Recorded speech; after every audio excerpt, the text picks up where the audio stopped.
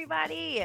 Welcome to the Pocket Dragon Pub. My name is Holly, and I'm your game master. Tonight we are playing Orbital Blues and telling an original story by the name of The Fabric of the Universe. I'm very excited to tell a fantastic story with this obviously incredible table, so let's find out more about the people I'm playing with and their characters. So we're going to go to Jason, and then when you're done, popcorn it over, but tell me who you are, give me your social media handle, and the name of the character you're playing, and some fun tidbit about the character. Fun tidbit.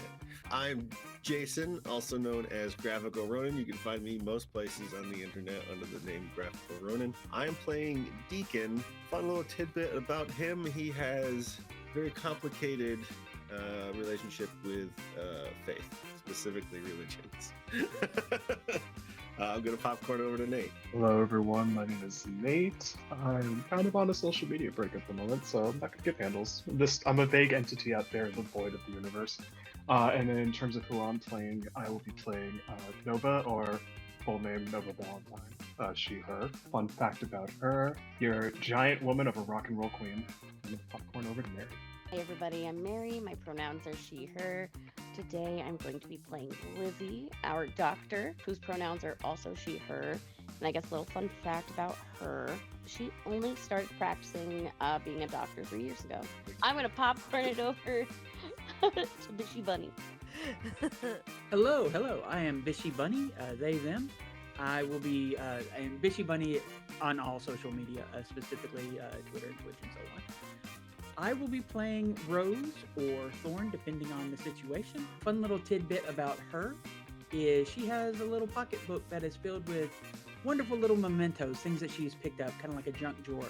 And she does not know that every single one of them once belonged to a person who is now dead. Good. Oh man. Okay, then that's it as far as that goes. So thank you all for joining me today at this table. Are you guys ready to play a game? Yeah! Let's do it.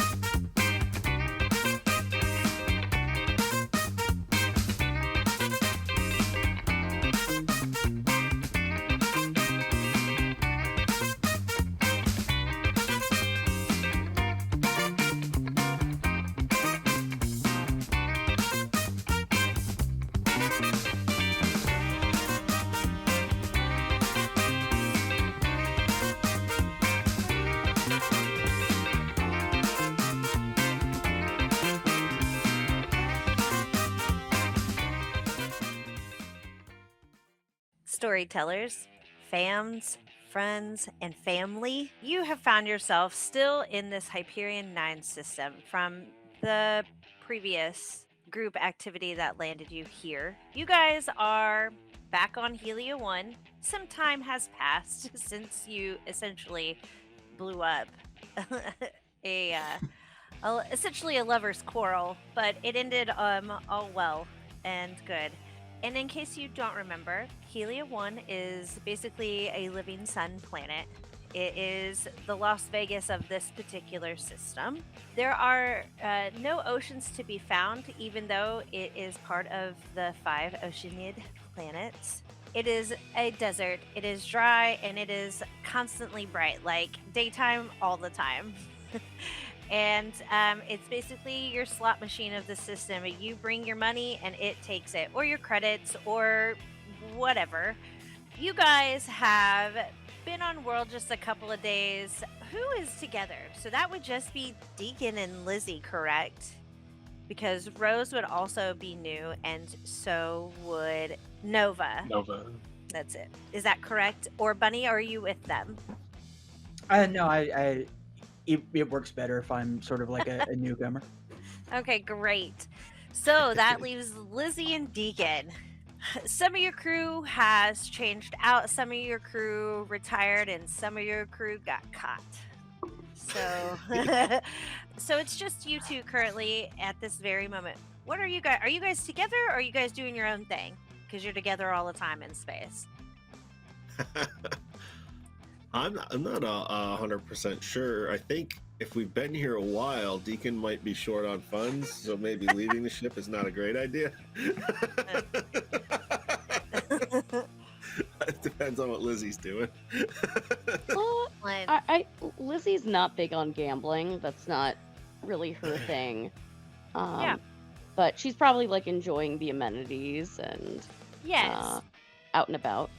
it's more than just gambling. It's got all the fun things that Vegas also has. You know, there's like shows and all kinds of So, like- things to do. So like maybe we're sitting next to a pool, getting like mini petties, like our Right? hands up and towels You and know, stuff. like exactly. You guys find that you've enjoyed your time here so far, but you know, funds are running low, and the fact that you've been able to already afford 2 days on this planet is pretty impressive.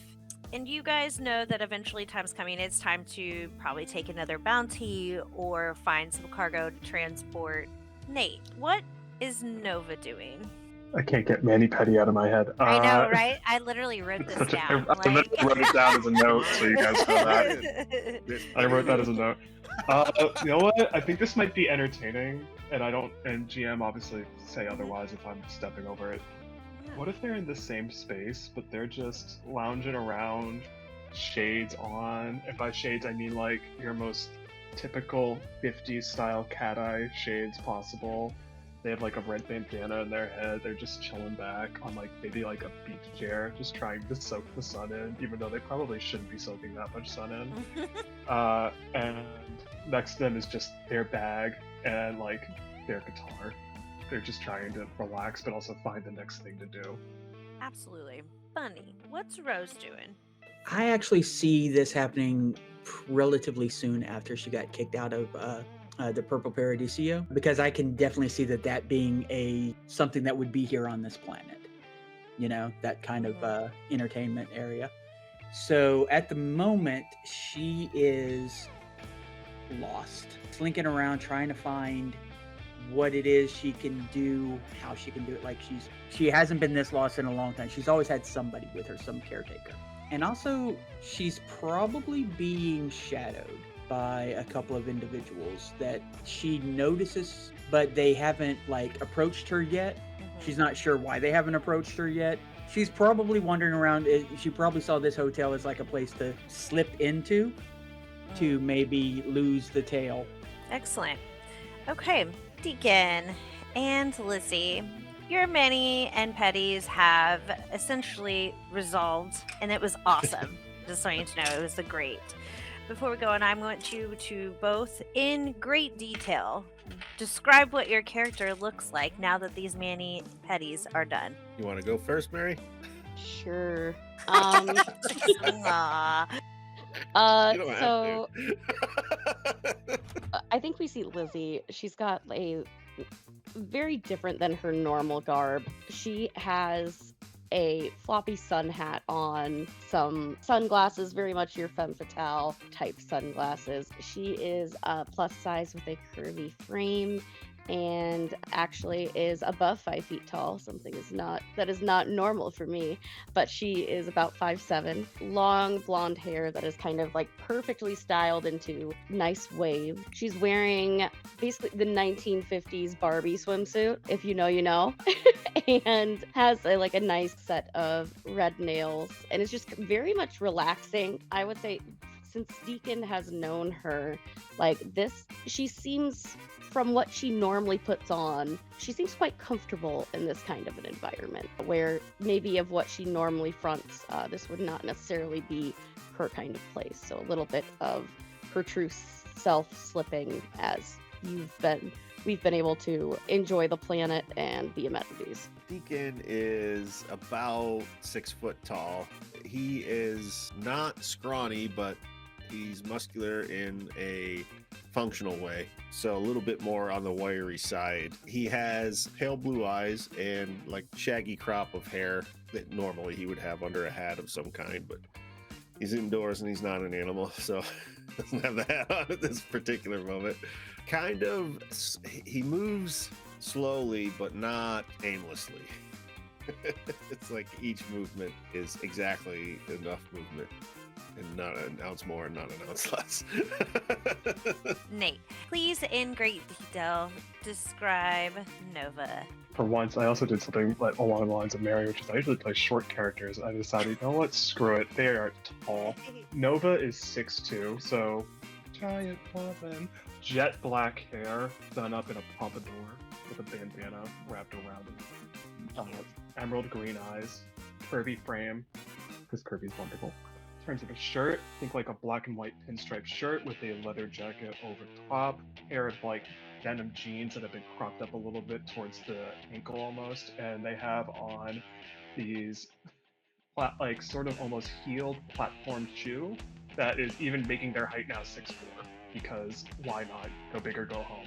Their nails are jet red, just because that is only the classic sort of 50s motif that I'm going for. And the best way to describe them in the simplest of terms, tall rockabilly vibes. And for both arms, completely tattooed. Both sleeves on both arms. Everything from music references to different planets, different parts of the universe, to just life stuff, all tattooed, all. I love it. Yeah, and also the most perfect shade of Marilyn Monroe red lipstick on. I love this. Okay, perfect. Lizzie, you are in this space and you have had the best time. You're kind of like truly relaxing for the first time in a long time. And you absolutely notice across the way a good set of red nails, just like you, and a nice red lipped, stunning tall person. And you see Nova. And as soon as you kind of like have that moment where it you are like, wow, that is like such a vibe. I like that vibe, right? Like you get a little ping on your comm, and it is your ship's AI. And sorry, I had to bring it up. You had I do believe it was TIMON, and right now I have drawn a blank as to what it stood for right now, but it is Timon, the Warthog's AI. And and he's kind of ambivalent to everyone else. They are kind of like, they get pretty annoyed, but they love you. And he says, my dearest Lizzie, we are running rather low on funds, and we're going to need a job, and we probably need a pilot. I don't know that I could take Deacon running her into any other things. I'm over it. I think that is quite an excellent idea, Timon. I'll keep a lookout. There's plenty of fresh faces on this island. Well, I guess planet. If only it was an island. And she'll just exasperated sigh and then say, I will be mindful of where Deacon goes as far as gambling is concerned, and keep an eye out. Make sure the ship's ready, and if you find any interesting bounties, do let me know. Of course, my pleasure. It goes off. Do you say anything to Deacon? Yes, she'll just like kind of like click the communicator off and then kind of look over at Deacon and just say, it seems as though our vacation is going to be cut a little bit short. Your last night at the what gambling establishment have you not been kicked out of yet? The Pickled Herring. Yes, I think you will be kicked out of that tonight if you are not careful. Only if they run my credit. But we do need to find a pilot. And she's saying this like when she says we do need to find a pilot, she says that phrase just like a little bit too loud, and definitely just using her ways of communication to just like, because, you know, there's always people looking for a job or Absolutely. business. So she says that and just kind of like lowers her glasses and says, Timon will be very upset if you do blow all the credit in one night. We do need to get out of here, and I would like to be able to come back to this planet. Yeah, it's probably a good idea. Been days since I've shot at anything, and I'm starting to get anxious. Oh my god. Fun. You kind of stumble in, or you slink in, however stealthily you come in. what would we see looking at Rose? I'm gonna cheat. I'm actually gonna read from my character description that I wrote. Good. You see a young woman around 5'6" tall, with a tangle of red hair, too many freckles, and brilliant green eyes that are just a little too green and bright. Her build is neither too slight nor too curvy, sitting comfortably in that girl next door style of physique.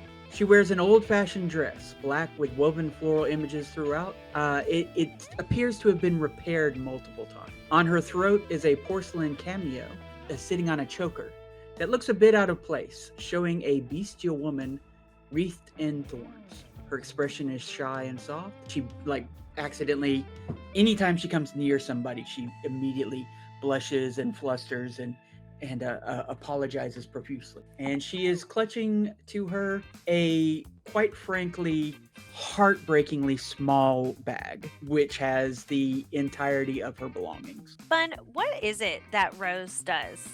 Like, what does Rose typically do? What's her title? If you mean in terms of employment, Yes. well, her last job was working at a brothel, Okay. basically. She actually, very recently, had her first starring performance inside of a room, and she was ready for it. She had read all the dime store novels and all of that. She was exactly the sort of young woman who'd be like, oh, and what if they fall in love with me and then they have to whisk me away to some amazing, world kind of situation.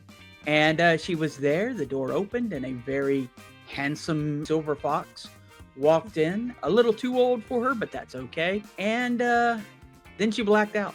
Oh. And when she woke up, the madam was telling her to get the hell out of the place and to run and to not look back.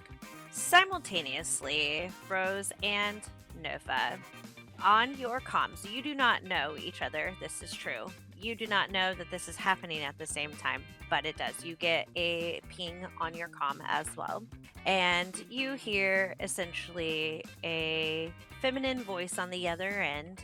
We haven't met yet, but those two goobers across the way, well, one goober and an amazingly wonderful doctor, are across the way. You need to speak with them. They, and Nova, you hear, they are looking for a pilot. They are in desperate need. And Rose, you hear, I think that you would be a wonderful addition to this team. I think you would be safe with them. And you hear the comm cut, and then you hear it ping one more time, and you hear, this is a paid job, and then it's out. It's out. Love me some money. Right? Who doesn't? Deacon and Lizzie, you get a ping, and this is definitely from Timon, which I found all the information. It is the Tactical Intelligence and Maneuvering Operations Network. I knew it was perfect. Amazing. And you hear Timon said, Lizzie, my dear, and Deacon, I'm patching this through. Get a call. And you hear, see, you didn't last very long not being back on Helio 1, Lizzie. But especially you, Deacon. I guess I'm not surprised. And you recognize this voice. This is Mackenzie Fleetwood. She is the one that helped you get your last job here on Helio 1, and you also know her as the Gold Dust Woman. And she says you should have 2 new crewmates approaching you shortly, but I have a paid opportunity for you. I really think that it would be in your best interest to accept this job. Deacon, this relies heavily upon the fact that you owe a lot of people money right now. On this particular planet or just in general? This planet alone. Understood. Well, meet your new crewmates, and then we will go from there. I will send coordinates shortly, and you hear bleep, and it's off. What do you guys want to do? Rose, what do you do? Nova, what are you doing? I feel like Nova is more sort of the take charge. Rose is actually very much sort of like looking over her shoulder, nervously fiddling with her bag and looking at these 2 individuals and trying to sort of figure them out a little bit. Yeah, I'm with you. I think after that message ends, I grab my bag also grab the guitar, grab the most fruitiest rum-filled drink I was holding, and just right over to them without even skipping a beat, and just Perfect. say, "Well, hi there. I hear you need a pilot. Yes, we are in great need of one. And you would be?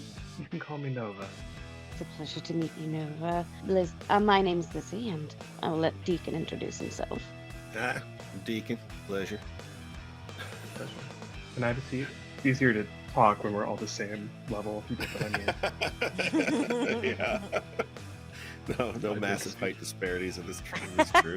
Yeah, I know. Right? She immediately takes a seat, props like the guitar up against whatever table's nearby. Excellent. Rose scooches over slowly every now and then. She keeps looking towards whatever entrances are to this place nervously, and then looks back to these people nervously. Like she's probably clocked way before she gets there. They probably see this young woman just sort of scooch a little bit, scooch a little bit, and then finally she does in fact get there.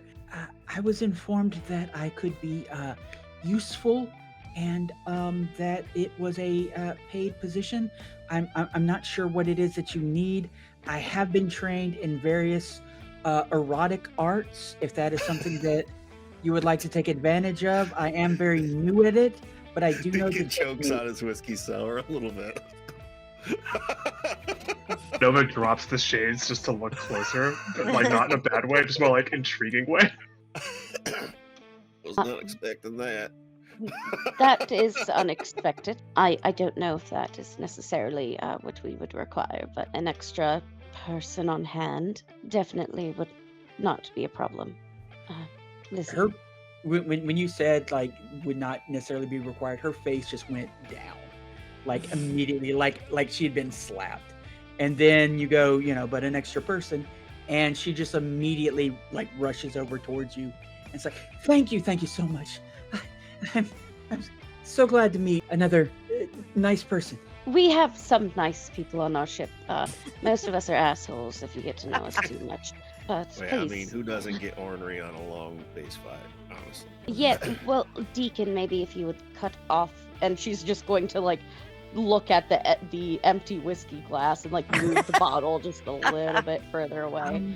As I mentioned, I know technique. I'm not experienced. I don't know anything about assholes, I'm afraid. We can. That is really discuss funny. this. There's this moment of Lizzie of just for a moment, she's taken by surprise of like, oh, okay. There's just like this recognition that happens. Deacon looks and- like he's really like going through mental calculus right now. You're the Sarah Paulson meme. Meanwhile, I'm ordering a round of drinks for everyone. By the way, absolute sincerity. There was not. Mhm. She was not joking by any means. Oh no, it's great. It's awesome. But Lizzie will just say, we are bounty hunters for the most part. We get a job, we go do the job, we get paid. Okay, I will see whatever it is I can do to help. I assume you guys stay here at least for a one round, getting to know each other a little bit. Mac didn't really make it seem like it was pressing necessarily, just that Deacon really didn't have a choice, that he had to participate regardless. As long as it's not more marriage counseling. Out of Right. curiosity, what kind of chairs do they have here? Are they like little plastic, kind of like outside, deck chairs? No, there are different, what I would say, corporations, conglomerates that kind of run this planet. And like, this is something that they learned last time, is that it's like on a rotating schedule, essentially. Like, as soon as one corporation like dips down and goes out, there's literally another one to replace it. Like, no one even blinks twice, because they're like, well, that's just the way it goes. The current three that are still surprisingly holding this fort down are Van Halen Enterprises, Queen Industries, and the Oasis. got kicked out of the Wonderwall Casino. Right, right. So I would say, as far as this goes, this is definitely on the posher side of this, like one of the establishments. It's on the posher side of this planet. So How sturdy would you say they are? pretty, I would say it would take a lot of either intended or accidental weight, because we're talking like good hotel lobby chairs type deals, how I'm envisioning this, like the ones Okay. that are big and comfy. You do notice that, well, I don't know if you notice or not. Rose does kind of like press down on the chair before she sits down and like tests it out. And then when she sits down, the chair does kind of give a little groan. Absolutely. So this particular one where you guys are is actually currently owned by Queen Industries. I am actually going to just read this because I'm really proud of this and it makes me laugh every time. Let me tell you a little bit about Queen Industries, since you unfortunately don't have your PDF or your Google Doc in front of you, because I dropped the ball. Queen Industries is entertainment, it's luxury tech and excess, and they dabble in personal cosmetics and also terraforming, because essentially they're the same thing. With the tagline, "We will innovate you," they are creative forward and always elevating their subsidiaries. Think AI-powered stage shows and holographic performances, anyone that you can think of, and elite personal robotics. But their two main subsidiaries are the Under Pressure Initiative and the Bohemian AI, also known as Boho AI. I just wanted to say that. The Under Pressure Initiative is, everyone knows what this is. It is cutting edge technology used to create the world you want, in parentheses and quotations. You want to live on a world after someone tells you that you can't? Queen Industries can help you. Don't like your nose? That's okay if you do, but you could size it down or size it up. Would you like to be a fat bottom girl? Queen Industries reigns in the rearrangement enhancement of all things, not just people's androids and the like. The Bohemian AI, Boho AI, is an unparalleled personal home slash ship slash like holographic assistant. Customers tend to love it because it gives glamorous upgrades to their lives, to anything really that you can think of. The way I envision it is like synergy from Jim and the Holograms on mega crack cocaine. It is the TikTok algorithm personified. And it is, I know, right? But it's also perfected. And there are rumors that they use it for corporate surveillance. Because when you have data like consumers, you can manipulate markets, governments, and populations. Yeah, you guys are vibing in one of Queen Industries' amazing hotels, spas, whatever. It's everything. Why not? There's about 7 of them within walking distance of here. So. And is their marketing heavy on the Union Jack imagery?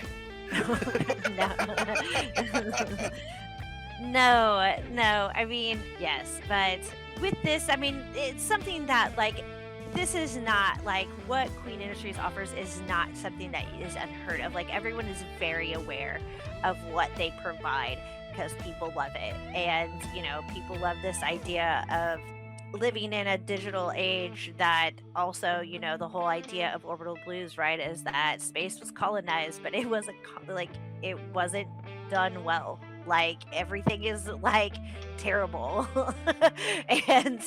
But on this particular place, it exists, and it exists in luxury.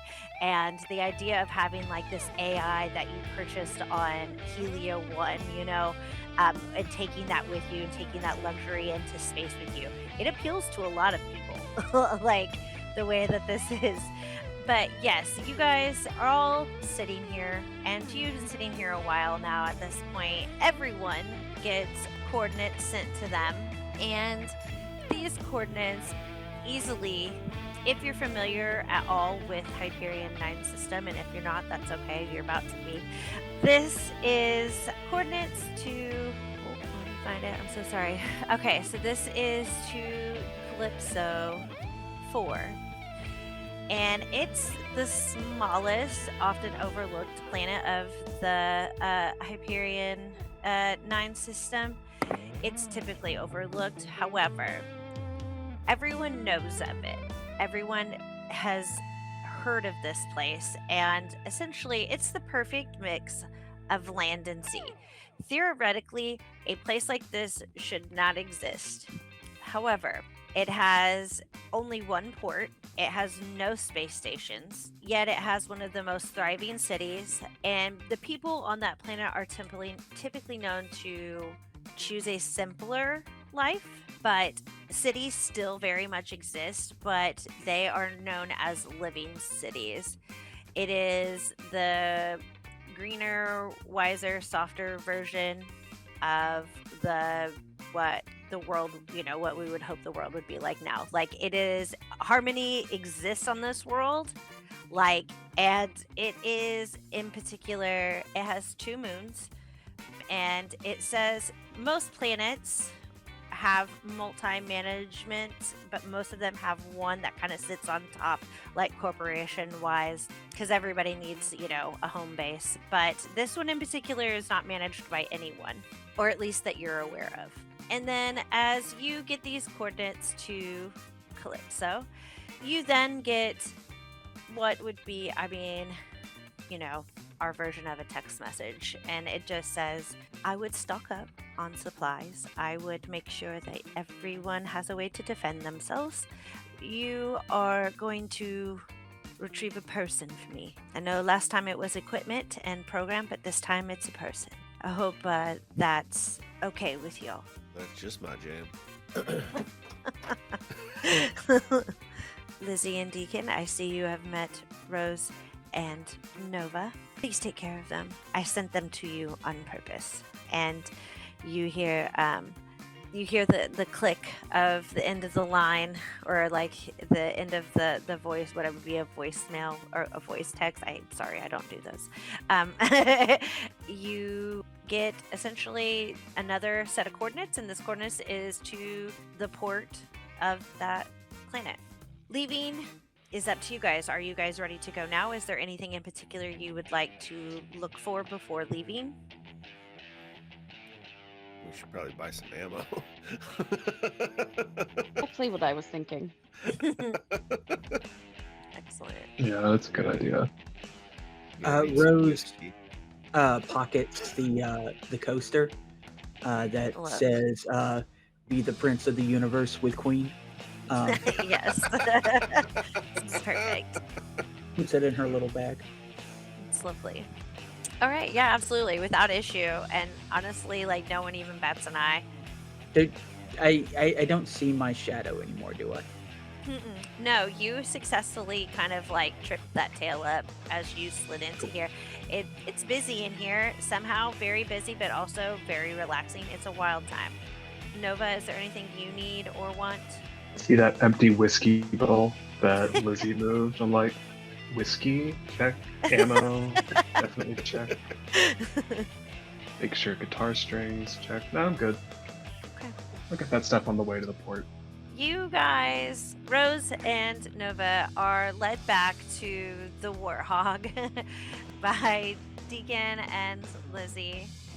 And what you see in front of you is an old war vessel. Time has not been kind to this giant ship. Lizzie, describe the paint job of the Warthog. So I think it's one of those, like, we have tried to make it look a little bit better, but because of how many scrapes we've gotten into, there's a lot of, like, mismatched parts. So, like, we might have one panel that is, like, this nice silver color, and there's another one that's more of, like, a rusted type metal, and you can tell that definitely scrap has been used to kind of patch up the damage that has been done. It looks like when you are trying to make a craft and you don't have all the supplies for it. It's got a lot of hot glue aesthetic to it. Right. Do we That put right there is feet what, up by the cockpit? Perfect. Right. yeah, that right there is what we call personality. Yes. Yeah. Character marks. Mhm. Yeah, character. So yeah, you now see the warthog in all its glory. As we're walking by, Deacon points to one gash on the side. That was me. Timon hasn't forgiven me for it yet. I told Oh, you you're if you just strong. apologize, it wouldn't be a problem. It wasn't my fault. I'm like putting my hand on the ship as we walk by, just tracing it like a little bit. It's like a weirdo, maybe, I don't know, but like just like trying to feel the ship out, if that makes sense. Yeah. It's like, well, I've seen worse, but also I ain't seen better than this. She's definitely seen better days, but So is gets the this job a done. house or what? I guess yes, it is a ship slash. I guess you could call it a house. There's some Yeah. individual cabins inside, mostly Ooh. communal areas. Okay. Lovely. Yeah, I think originally it was meant to drop the troops into a battlefield, so it's pretty capacious, but we can reorganize, as needed. Do you think I would know, Holly, and I leave this to you, like Mhm. the exact make model, what kind of thing this ship was actually used for as a pilot? I would say, yeah. I mean, you have to have. To have an old warship, like that's pretty impressive. Yeah. And I definitely think this is something that you would know. Like, absolutely. I just look at you, you're like, this ain't a normal ship to have as a civilian thing. That's kind of impressive. Yes. And you hear, Lizzie, you hear Timon go, my dear, can you ask them for online permissions? I would like to speak to both of them. Oh, of course. If you would kindly turn on your online permissions, and she's saying this to those that are new, our AI, Timon, would to say hello. Do be kind. Timon is a very, very skilled AI and does hold grudges. Oh my. By God, does she ever hold grudges? You can Get tell like a that Rose. devilish. Yeah, go ahead. No, you go ahead, by all means. Oh, I was just gonna say you can tell Rose is like nervous by the idea of a AI having permission to her, but she goes ahead and yeah, and takes way too long to get this done. Just okay. Like, Hearing what Deacon said about the AI, I just get a devilish smile, and I immediately activate permissions, ready to kind of mess with the AI. yes, as soon as Timon gets, you get a, what's up, noobs? Oh god, it's one of those voices. All right, tough crowd. So I am Timon. I am, you know what? It doesn't matter. You can call me Timon. If you need help, I'll try to help. If I can't help, I will help. What's your name? Nova. All right. And this other new one.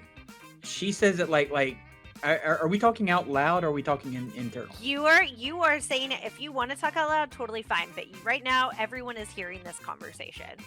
Okay. Like, Rose like is looking around, all around, and then goes, "My name is Rose," like she's speaking, to someone that to the voice. yes. Well, fantastic. I won't bother you often, but if you need me, just holler. Lizzie, thank you very much. I appreciate you as always. And then that's the end of it. You too, Timon. Yeah, like no acknowledgement whatsoever. Like, All you hear from me after is like, oh, you can bother me as much as you like. I'm all for it. love. Okay, perfect. You hear also the warthog is ready, Lizzie, and I hope we found another pilot. Yes, the lovely Nova here, I believe, is going to be our new pilot. Perfect. Great. Load them up. You know where the front of the ship is. That's pretty much it. You have this moment to kind of look around the ship and find, everybody kind of pops on, gets the things that they need. If you needed ammo, you absolutely found it. Was not hard to do on this planet. Lizzie would definitely stock up on medical supplies just because this is at least is a bigger planet. Just Yeah. in case. Love. I like this. I love a planner. This is good. Whiskey is also an antiseptic. I'm just going to point that out. Right. That's why I bought a bottle. I'm ahead of the game with you on this. I got you a bottle. Rose got a single candy bar. That is I the love only it. thing she picked up. One candy bar. Deacon will Awesome. give them the 10-cent tour, and I would imagine the pilot's quarters has like a special like bunk like right off the cockpit, you know, for I'm immediate thinking that. access. Yeah. I was thinking that, yeah. Yes, absolutely. Rose, you also get your own bunk. The ship is huge, so there's enough for everybody to have their own space. Deacon sleeps in a hammock back near the entrance. Okay, like, I don't want to get used to a lifestyle. right? But yes, you guys now, Nova, you have found your way in the cockpit. How are you feeling? Relaxed. It is, even if it's not familiar, the front of the ship, just like the controls, the vibe of it, that is exactly where I always want to be. And it feels just right. Granted, I I'd also like- feel a weird little bit of sadness too, just because, you know, I actually like being on that planet. It was nice to relax for a bit. But also, money's money. I'd like to add the detail that because Deacon's been the de facto pilot recently, that there's a bunch of post-it notes stuck to everything with like quick commands that he would need. Perfect. No. We heard you up until the end, I think. I hope. Did you? You're no. Yeah, I just added the detail that you would see because Deacon's been the de facto pilot recently, that there's a bunch of post-it Yeah. notes stuck to everything. And I'm reading every one, and I'm like, okay, questionable. That's interesting. Oh, It's like actually, the some main of thing it- I would do in the pilot's area is there a place to play music? Absolutely. I'm already blasting loud rock and roll. Nice. Are you blasting it only in your area, or are you Only in my area, not the ship. I'm testing waters, and I know not to push it, so it's just the pilot's area. Just the Let's not cockpit. microwave fish on the first day. right? Yeah, let's basically not do that. Let's not cause problems that could explode on me. So no, it's For just sure. in my vicinity, nowhere else. You guys make your way off planet. You will say you stop by. There are two space stations kind of on the outside of Helia. One is the Kick Rocks Turnstile, and then you have the Treble Clef Bandstand. I worked really hard on these names, guys. You guys stop, you refuel, you kind of have just enough to get you to where you're trying to go. And you make it to Calypso 4. And you guys know, as it was said before, there are no space stations orbiting this planet, any of the moons. It seems that there's this port, though it is a smaller planet, is massive. But they do only let so many ships in to orbit per day. And they do this to kind of maintain the flow of traffic because there is no space station. You guys, you don't have to wait the whole day, but you do have to wait about a 12-hour, whatever a 12-hour span would be at this time. It's basically, that's kind of like a holding period to kind of verify your flight number and all your paperwork. And does everybody on this flight have legal papers? Yes, I have several legal papers. Some are actually legitimate. Yes, are And they some are not. legitimate? Does everybody have legal, legitimate identification? Yes, I do have my registration as a bounty hunter. Okay, so yes. Lizzie. Rose, do you have? Lizzie's talking, but I think she's muted. Oh, you are muted. I'm so sorry, Mary. Okay, how is it now?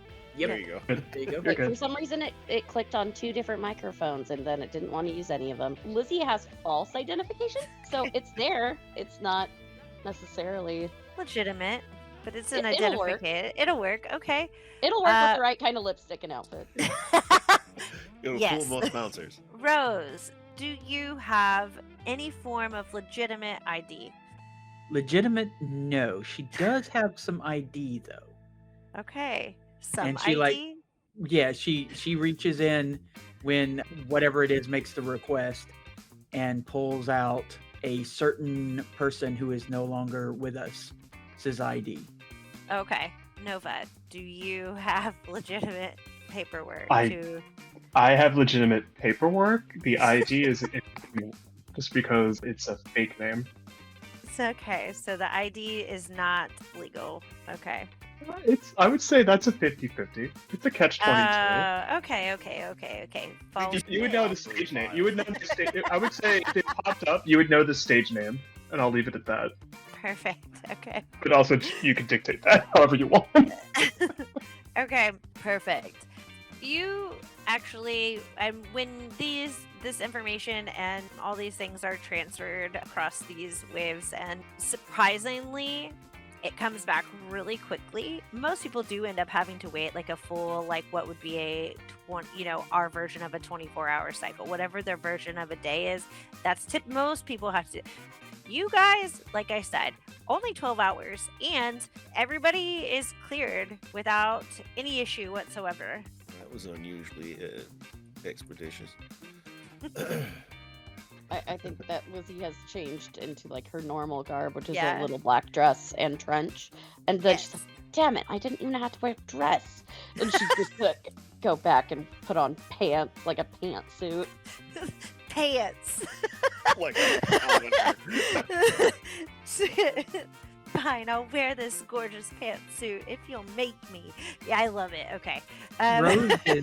Rose is staring curiously at the name that they are referring to her as, and the picture of a rather brutish-looking middle-aged man. Yeah, I imagine, but like it doesn't matter. It doesn't ping at all. Like it should, it doesn't. She I mean, checks the that- mirror. She does That check the queen- mirror. That Queen AI thing could change that in a weekend. I'm just saying. When you guys pull into, it's known as the Verdant Seaport, and the only way to describe this is like if like the world of Oz was real. It is all the shades of green. It is, I mean, for lack of a better term, it's a fancy place. Like, it looks really well put together. There is no chip in any paint, and everyone on this planet is doing their job. Any workers that you see, they're doing just that. They're working. But when you see all of these people, they actually don't look like what we would consider, your average blue-collar workers. Like, most of them are smiling, and it seems that they're happy. And Are look, they we know. whistling? Right. Yes. I mean, it's Right. very much that. Yes. You guys, it's literally only, there's 2 gates, 2 to get in and 2 to come out.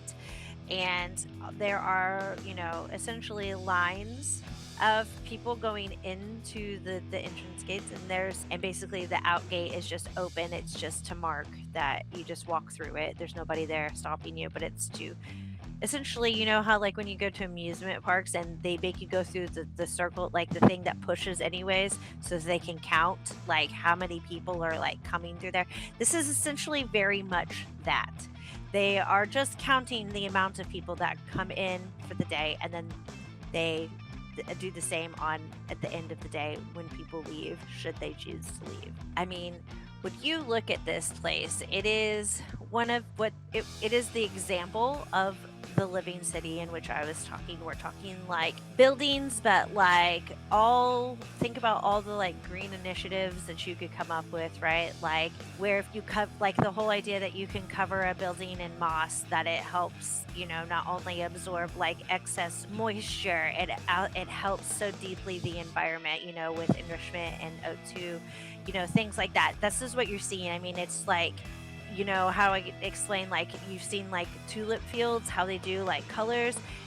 We're talking like whole sides of buildings, like just one of them is nothing but tulips, the other one is like nothing but roses, and one is nothing.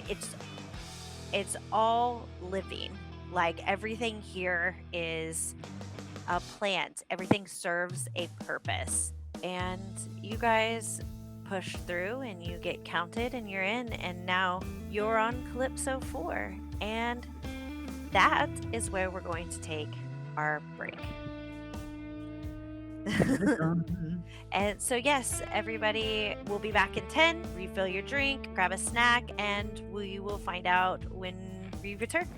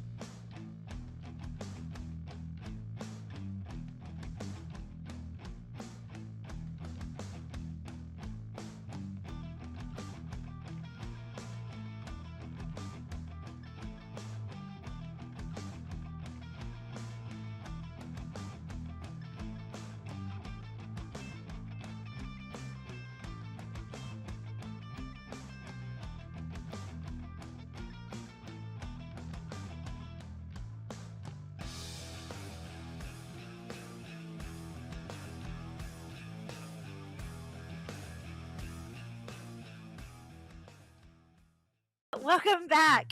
We are about to jump into our our Orbital Blues campaign. The team has met each other and been put together by the one and only Mackenzie Fleetwood, aka the Gold Dust Woman. They are on Calypso 4 and they have just pushed through the Verdancy port. You guys are all grouped together. You have, I mean, there are like single people coming in, you know, like just by themselves, but then there are like massive groups of people, like 25 people. And as you come in, you kind of are hit with all of the sounds of this is, despite being a non-managed planet, is very peaceful. Like everything is flowing. You hear, you know, kind of over an intercom system, immigration to the left, and then you hear like visitors to the right, visitors to the right. They are essentially, you know, separating the group of people that are coming in through this port, and they are, you know, you only hear visitors and immigration. Seems like there's not like a whole lot in between. You have some people kind of like talking to each other, like, which one are we going to? Like, you kind of overhear as you are, you know, walking towards the right, you know, you hear people talking about how they have, you know, saved up and they can't wait to live here. They've heard life is fantastic. And then you have people talking about like, oh, I can't wait to, you know, get to throw out a beach name, right? Like this is still a tourist site, even though it's a very simple, it's like majority of people here are like farmers, they're fishermen. Like it's not anything. It's less like Atlantic City and more like Provincetown. Yes, this is like if like you're it's yes. We're on the village green. Yes, it is definitely that. You have found yourself in, and when you look and you're just surveying, Rose, actually, hold on, I'll come right back to you.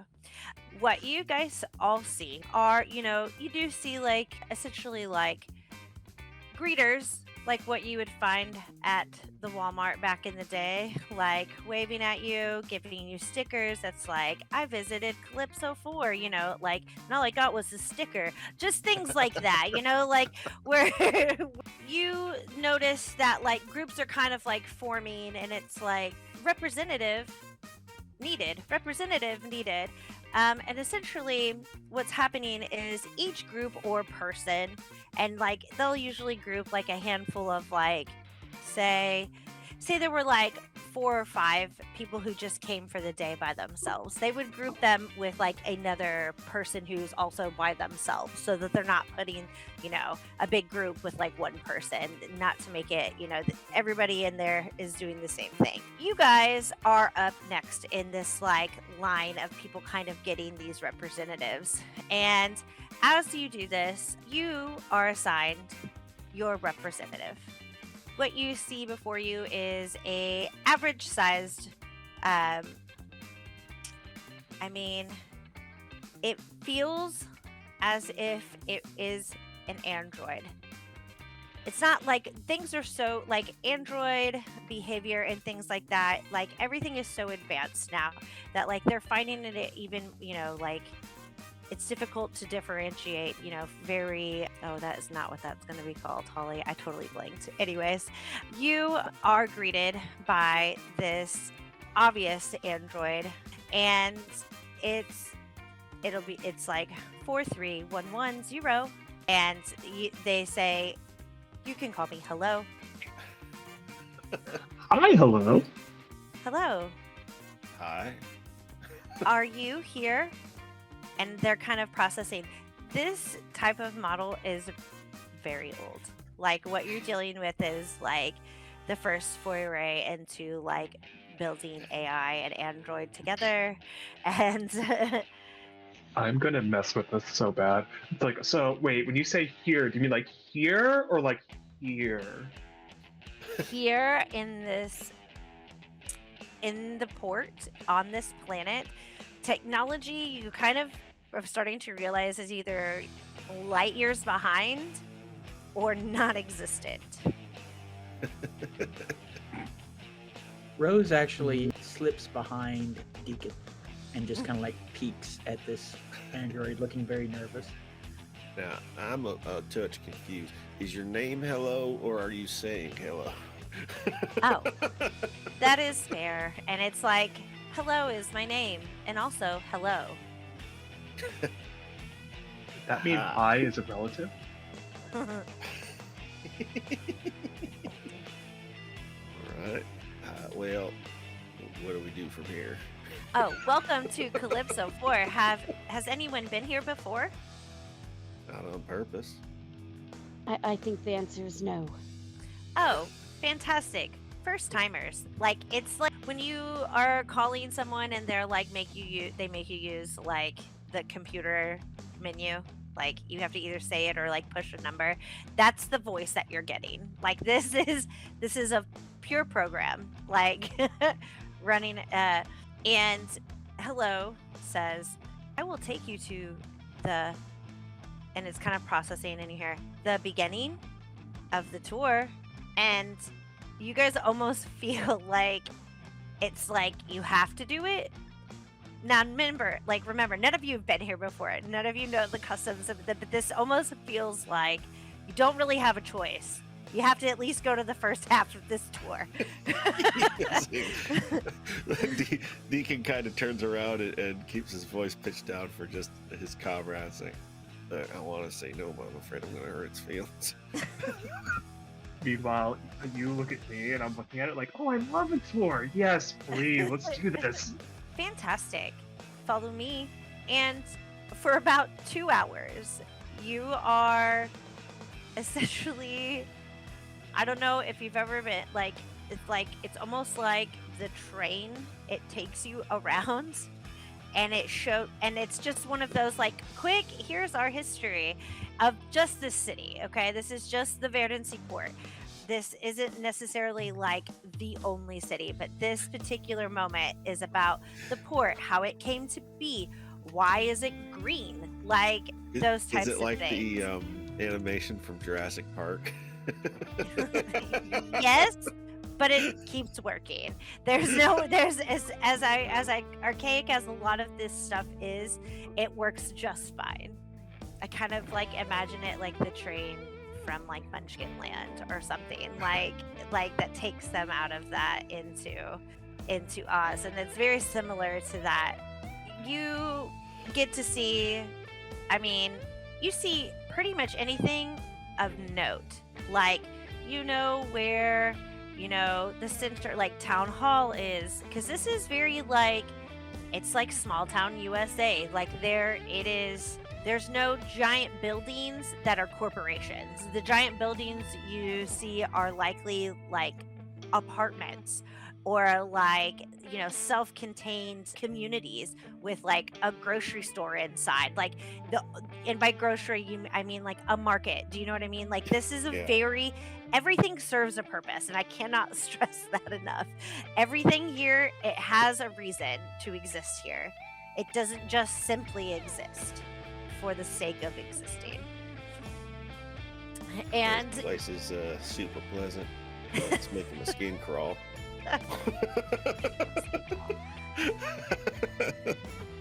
They don't seem to have a brothel anymore. Nope. Yeah, I noticed that too.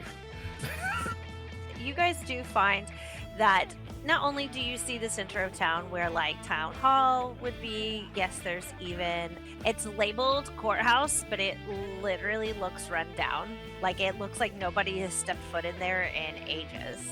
And by run down, I mean like it's painted perfectly, but like you can tell like the shutters are closed, the doors shut.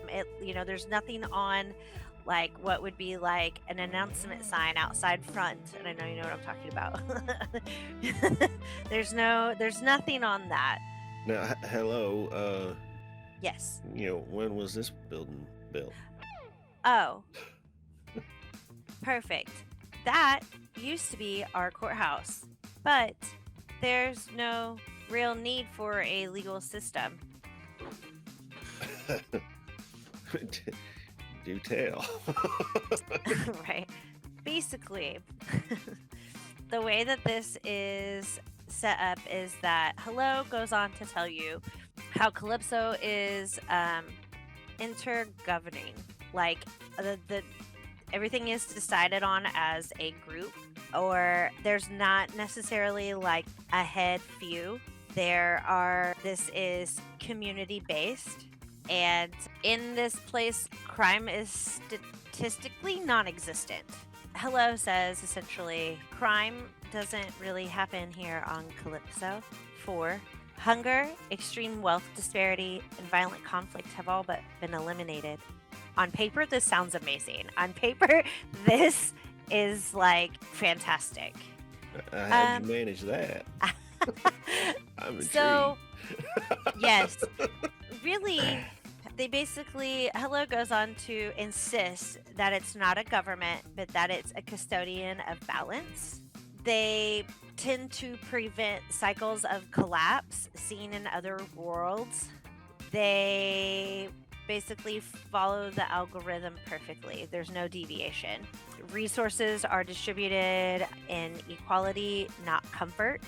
I mean, statistically, this community has proven that's exactly what they do. That they do prevent the collapse of, like societies by learning from other worlds or communities that have fallen. They don't make those same mistakes. It's almost like if you make the wealth equal, provide everybody medical care, there's no Deacon's need. brain is rejecting this logic outright. Rose kind of tugs on Deacon's shirt. So, How do they treat outsiders then that aren't part of their system? that is an excellent question. Hello?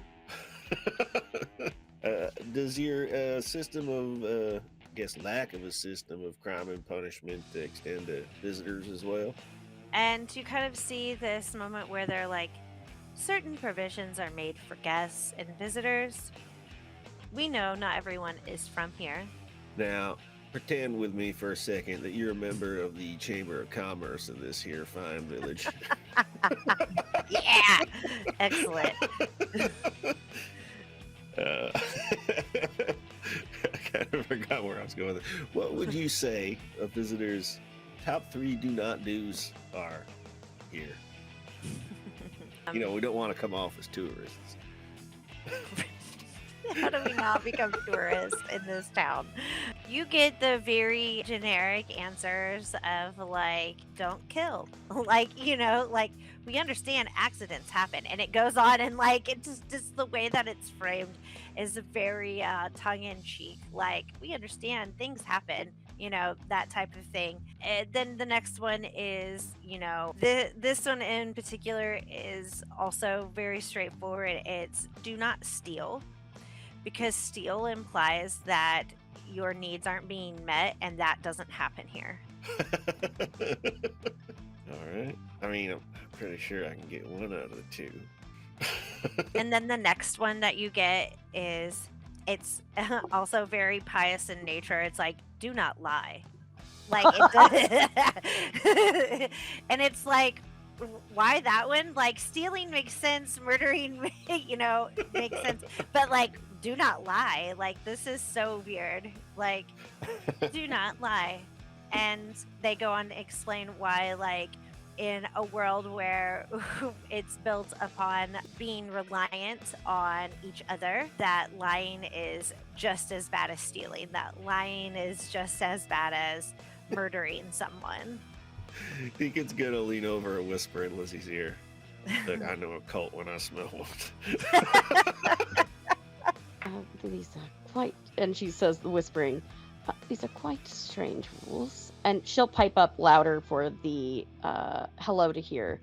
And she'll say, and what if people want to leave? You kind of see some processing, and they say, you're free to leave. There's only one port for a reason. Like, it's like very like broken up. Like, it's Like, you know, when you found out that you had like basically the computers like you speak and say, or like the say and whatever, that is what you're getting. Like, this is all very like someone, it sounds like someone's on the other end. Like, Hmm. What about art and culture? and you get this essentially like word vomit of an answer. Like, this is, oh, we love that here. And we have many museums. Like, it is like, and then it goes off and it's listing a couple of museums. And however, in this town, and it gives you like the name of another, you know, the art there is bigger and better. It is known, you know, for being in, and you would know this if you've spent any time, and if you haven't, that's okay too. But if you've spent any time in the Hyperion 9, you absolutely would know like that there are cities here known for like, you know, essentially being artist colonies. Like, this is where people go, but again, everybody has a job. So yes, you're an artist, but you're also like probably a beet farmer. I don't know. Like, there's things here, you know. If you're a musician, you're both a beet farmer and an artist. Yes, exactly. Gee, the real life vibes are real. But Getting yes. Pacific Northwest out of this, I think. But yes, and again, like I said, this was 2 hours, and you get pulled back in, and you hear hello, and there said, "Thank you. Second half starting in 15, not mandatory." And like, you kind of hear that tapped on the end, because the first half was not mandatory. It didn't tell you that it was mandatory, but you felt like it was. This one, it says not mandatory. And then as soon as that ends, you hear kind of a click over your comms. And internally to all of you, you hear Mac, and she says, "I feel like it took you guys long enough. I sped up your wait. Yeah, there's no way you were getting on planet in less than 24 hours if it weren't for me. But so here's the gist. You may have heard of, you know, there's many space marauders out there, right? And above table. Is there anyone, I know you guys don't have the list, but is there anyone that feels like they would be familiar with, like, the space pirates of this, like, of this sector of the galaxy?" I don't know. I feel like the Venn diagram of pirates Yes. and bounty hunters is nearly a circle. Right. Yes, exactly. Okay, So perfect. at least a few by reputation, probably. Okay, perfect. So, one of the many space pirates groups are known as the Iron Maidens. It's exactly what you would think it would be. It is this group of badass, ruthless women. And Lots of leather. yes, thems and thems are welcome as well. But the Iron Maidens is more of a moniker. You know, it's like when you are a pirate on the sea, everyone has their colors that they fly. This is very much that type of place. As far as like this world, everybody has their own colors if they are what would be considered space marauders.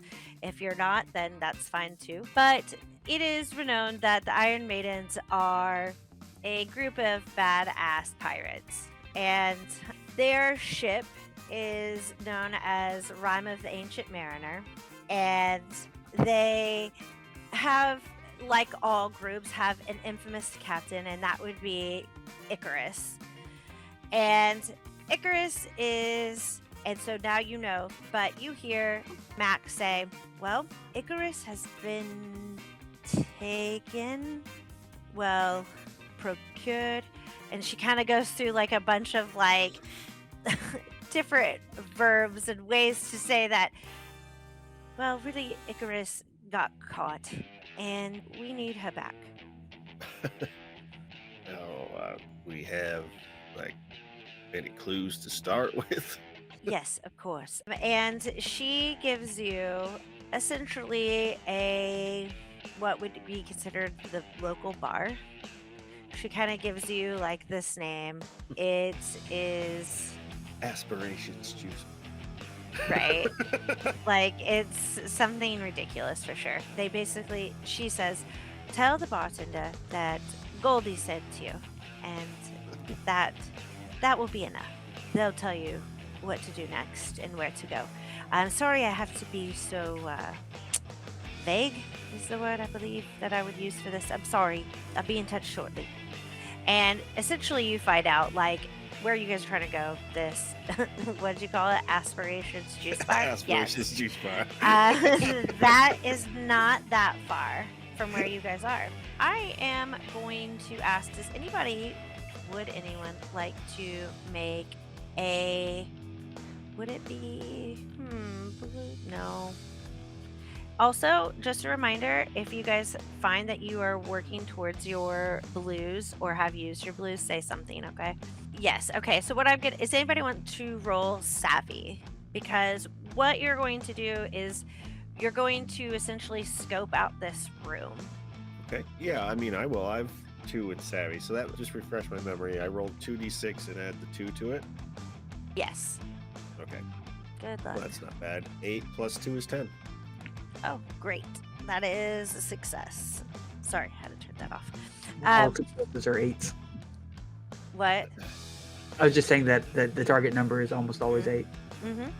Awesome. So when you walk into this I'm just kidding, this extremely happy place, it has all of the phrases that you find in a home, like live, laugh, love. It has all of those things. But you walk in and you immediately clock 2 people sitting in the corner. But this place is rather, it's not dead necessarily, but it's not packed at all. Like there's just like a few stragglers in there. But yes, it is just the bartender, and you definitely notice those 2 people, and then I'd say like 4 or 5 people kind of spread out, 2 here, 2 here, one drinking by himself. Everyone loves the good juice bar by yourself. Yeah. Especially if the juice is green. Right? So, anything that stands out, particularly from those 2 people I clocked? No, you can tell that they're watching. Okay. Deacon's first inclination, because he's getting culty vibes off of this place, is that they are kind of like the Soviet Union would have people that would keep tabs on anyone visiting the Soviet Union. Right. Back in the day, one of those deals. And he'll Absolutely. kind of, without giving like any overt sign, he'll walk close enough to Liz where he can like flick his finger twice and like tap the back of her hand, sending her a signal like 2 over there. Then he'll kind of say out loud, or louder anyway, "This place is delightfully cheery. I hate it." He starts walking towards the bar. Yes. Excellent. As you do this, you have walked up to the bar. The bartender's, an average looking male, presenting. Like, there's nothing that seems off. It's almost like they're forgettable on purpose. like nothing about them is unique. Nothing about them is standing out or drawing your attention. And they go just cross-armed. They're like, "What it'll be?" What do you have? "Whatever you would like. This is the Verdancy Port. We have access to anything." Let me guess. Whiskey. Yeah, okay. Whiskey. Great. Whiskey Yeah. sour, 2 cherries. Oh, oh okay. And he looks at Rose and kind of like crosses his arm but gives like Rose a little wink and is like, "And for you?" She tries to wink with the wrong eye. Yes. Yeah. Okay, so I don't have any money, but apparently that's not a big deal here, or is it? How do I get something to drink for free? Don't worry, I can pay. Oh, okay. What kind of juices do you like? Yes, juice, strawberry, something. Yes. Perfect choice. That's a good one. And you, and he looks at Lizzie and then to Nova, like, I'm gonna let Lizzie go first. I have a cheeky thing. Lizzie's just going to say, "Do you have a nice Pinot Noir?" And she'll like list out like a certain age. Love it. And the bartender kind of like sits and is like, we don't have that, but we have something very similar. I think you will like it a lot. Looks to Nova again. Strawberry milkshake with a cherry on top. And I just bat the eyelashes, just like. Perfect. Can I change my order? Yes. Another one of those, then? Yes. Perfect. Okay. 2 milkshakes, a whiskey sour with 2 cherries, and he rattles off the exact bottle that you said that says not that, says, but a Pinot Noir similar to. Yes? And he kind of looks at Lizzie more approving, like for more approval because he's taking a chance here, whereas everyone else is really straightforward. And she'll give a nod. Sounds fine to me. 5 minutes tops, and kind of, there's another bartender on the other side kind of like working this bar. This is like a big enough establishment that they could have like, more than one, and they're down there polishing glasses or whatever, and he comes back and sets the Pinot Noir down, the whiskey sour, and says, it'll be just a moment on those milkshakes. We don't get many requests for those. They're delicious. What? It's fine. Don't worry about it. It's all good, They honey. probably didn't know that they were here. I mean, Right. I didn't. Were we supposed to do something here? Yes. And when Rose says that, Deacon will just give like a side look to Lizzie, because he usually lets Lizzie do the talking for business. Like, she'll probably wait until the person comes back with their milkshakes. Mhm. And is there anything like code word we were supposed to say once we were here, or? You were just supposed to let them know that Goldie sent you. Okay. When they come back with our milkshakes, I think as like she's gonna act as though she's tipping and like cover her mouth so the people that she thinks are space KGB just like so they can't read her lips, and she'll just say, Goldie sent us. And he takes the tip, and he says, of course. And you hear him, and like he kind of looks over, and he's like, Waverly. And the other bartender kind of pops their head around and is like, yes, Goldie sent them. And as that said, you hear, follow me. Do you guys go with them? Yeah. Yes. 100%. And still Yes. sipping her milkshake. I was just gonna say yes with the milkshake. Taking with the milkshake, bringing Yeah. it with you. Fantastic. You kind of led to like a side, like how a counter works at where like there's like an entrance to come in. It's very similar to that, but as that you are then essentially escorted into a doorway that leads to what would be like a basement type vibe. Like Deacon will be the last one to go through the door, but as he does, he'll make eye contact with the spies in the corner, eat his last cherry, just give him a wink, and walk through the door. You absolutely do. Fantastic. You are walking down the stairs.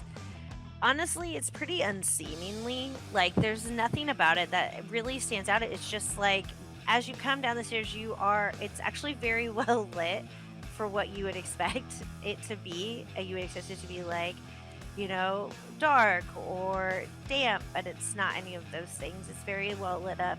And in front of you is a square table, but the square table is glass topped, and it's enough seats for all of you and plus one.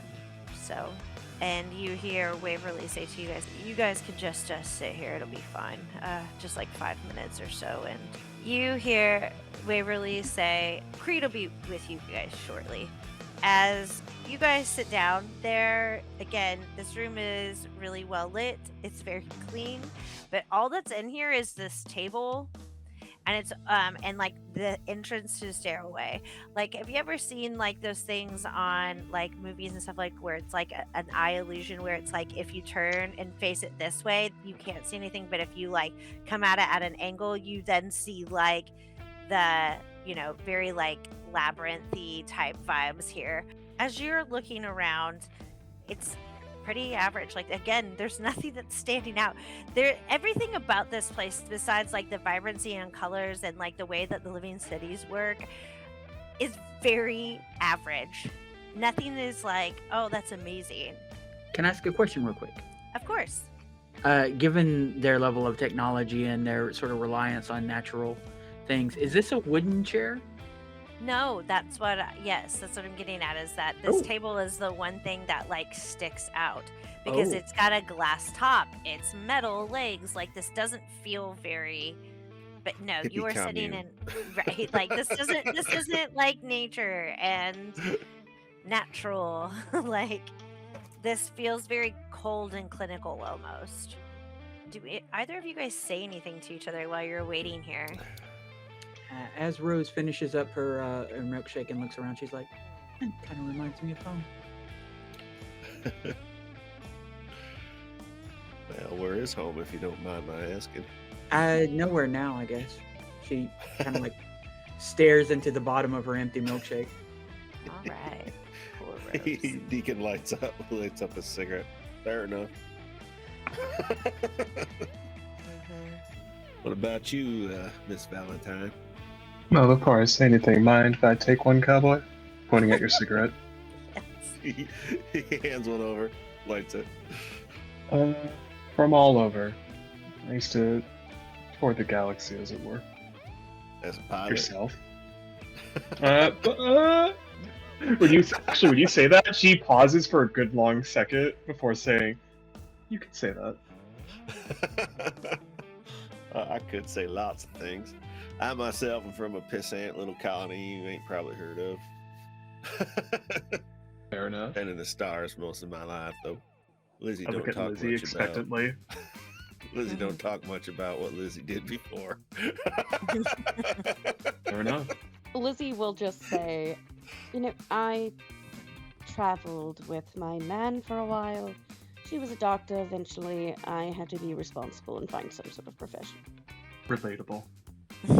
Just as you guys kind of like wrap that up, you kind of hear the click of a door, and it's almost like, again, like it is like appears out of nowhere, but it slides open, and in walks a very athletic build male, white, like coiffed hair, kind of tousled back, young in the face, and he walks in and says, I was told y'all were sent here by Goldie. That would be the case, yes. Well, before we get much further, my name is Credence. Credence Clearwater. Different creed than I was thinking. God damn it. So good. But, folks call me Creed around here. And you Well, guys Creed, would, what do you do? yes, you would absolutely know that you would have at least heard the name Creed. But they are a former space pirate who have seemed to find life in reform somehow. That's at least that's at least the story that you get told often when people ask, like, what Okay. happened? So how'd you end up here, Mr. Clearwater? Well, I had a life of space and crime, and I've about had enough. And I said, you know what? I'm gonna go change my ways. And I thought, what a better place to do it than Calypso 4. I mean, it's practically done already. See, I came here and they already accepted me. All I had to do was my job. What is your job? Well, a little bit of this and a little bit of that. Like, you don't get an answer at all. Where can I put my cup? Oh, honey, anywhere is fine. She just like puts it on the table. And Perfect, kinda yeah, squeezes it away from her. Yeah, excellent. One might ask, obviously, informally, but what exactly are you guys here for? Missing persons. And who is that missing person? He'll look to Lizzie. you were familiar with the space pirates. A companion of ours, I think, recently was taken. You've heard of Icarus? And she's saying it in a way to just see, like, what his gut, like, reaction is when he hears that phrase, like, or that name in particular. I'm gonna have you roll a savvy. I got an 8. Okay, so I rolled a 12. I rolled an 11, but he has Nathan, a you 11. called it. No. But She's invincible. what what happens is this isn't what, as you're talking to him, Lizzie, this isn't necessarily like this isn't no backwoods barbecue talk. Like, he is seasoned. He is unflinchable. Like, he doesn't, like, he gives you nothing, and that's the only reason why. He's a very tough read. He has been doing this probably longer than most of you have been alive.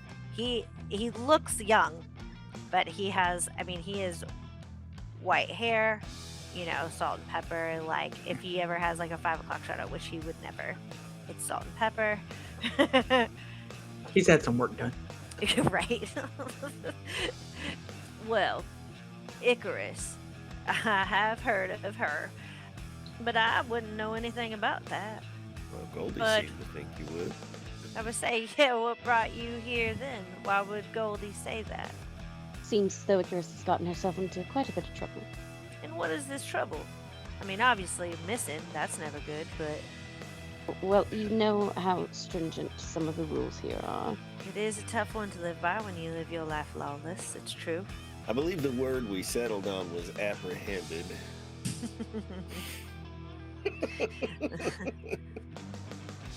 Well, there's no court system here, so why would they be? I mean, that's unheard of. And you hear like, you see him reach over and kind of just like hit this, essentially like what would be like a watch, like over here, and hits, and it's just a button, and in walk 2 people, and they're dressed in all white, but not the kind of like all white that's stylish. This is like white pants and maybe like a white button up or like a white t-shirt. Like, this is very plain, but for being a farming society, that type of thing, it's completely like perfectly white. Like, there's not a drop of anything that shouldn't be on it. And they kind of come in and they lean in and like ask him questions, and they're kind of whispering back and forth. Does anybody try and listen? Yeah, For sure. 100%. Okay. My hackles Roll, are up. right. Roll your savvy. I got an 11. I got a 10, but Awesome. my savvy is 1, so. Oh, 11. excellent. Got a Okay. 10, dirty 10. Ooh, love. All right. As you listen, you make out words like, why would Goldie tell them? The whole like, I thought you said no one saw you. It's kind of like these 2 people are having this conversation with him that feels very like, you left loose ends when you told me there were no loose ends. Like, This is a you done fucked up conversation. right, like, we've been had. Like, and as you they finish, and this is just like, what, maybe a 30 second, 60 minute, 60 second interaction, and 1 hour. you guys are staying there for an hour. Yeah. We got things to do. I just And you guys you've listened in and you've figured out, essentially, like, it's all but confirmed they absolutely have Icarus here, but the part that they are confused about is how you know, and which in turn makes you feel like, how do we know? Like, why do we know? Like, what are we, like, this seems, again, like I said, coming into port, it seems just a little too easy. Creek kind of lifts his head up, and these 2 individuals take about 2 steps back from him, and they're just standing there behind him now, very creepy. intently, like just so uncomfortable. They almost look really happy, which is weird. Like the fake smile of like everything's fine. And That's the same smile you get from a restaurant before you get spit in your food. Or worse. right. And Creed kind of looks and is like, well, I don't know that I actually have been introduced. And, he asks you all to, be like, what exactly are you here for? I mean, you're here because Goldie sent you, but why would Goldie send you? Oh, goodness me, that's so rude of us. Well, my name is Delilah Thatcher. It's a pleasure to make your acquaintance. Honestly, we were just picking up an odd job. Seems like we were had. Rose actively looks toward Lizzie curiously, like, I thought you said what, your name was Lizzie. Lizzie? She doesn't Yeah. say anything, but she's got that look on her face. Absolutely. Deacon gives you the let her cook look. Yeah. Right. And he turns and is like, well, that's definitely something. And they kind of like, he kind of says two names too. It's like Cooper and Cooper are like these two dudes behind him. And it's like, Cooper, well, why don't you go grab Miss Icarus? Cooper and Cooper leave. Oh, so you do know her. Indeed, I do. I'm not really sure why Goldie sent you. I'm not really sure what they were thinking. I'll be right back. And he goes to leave. Creed walks out of the room unless anyone tries to stop him.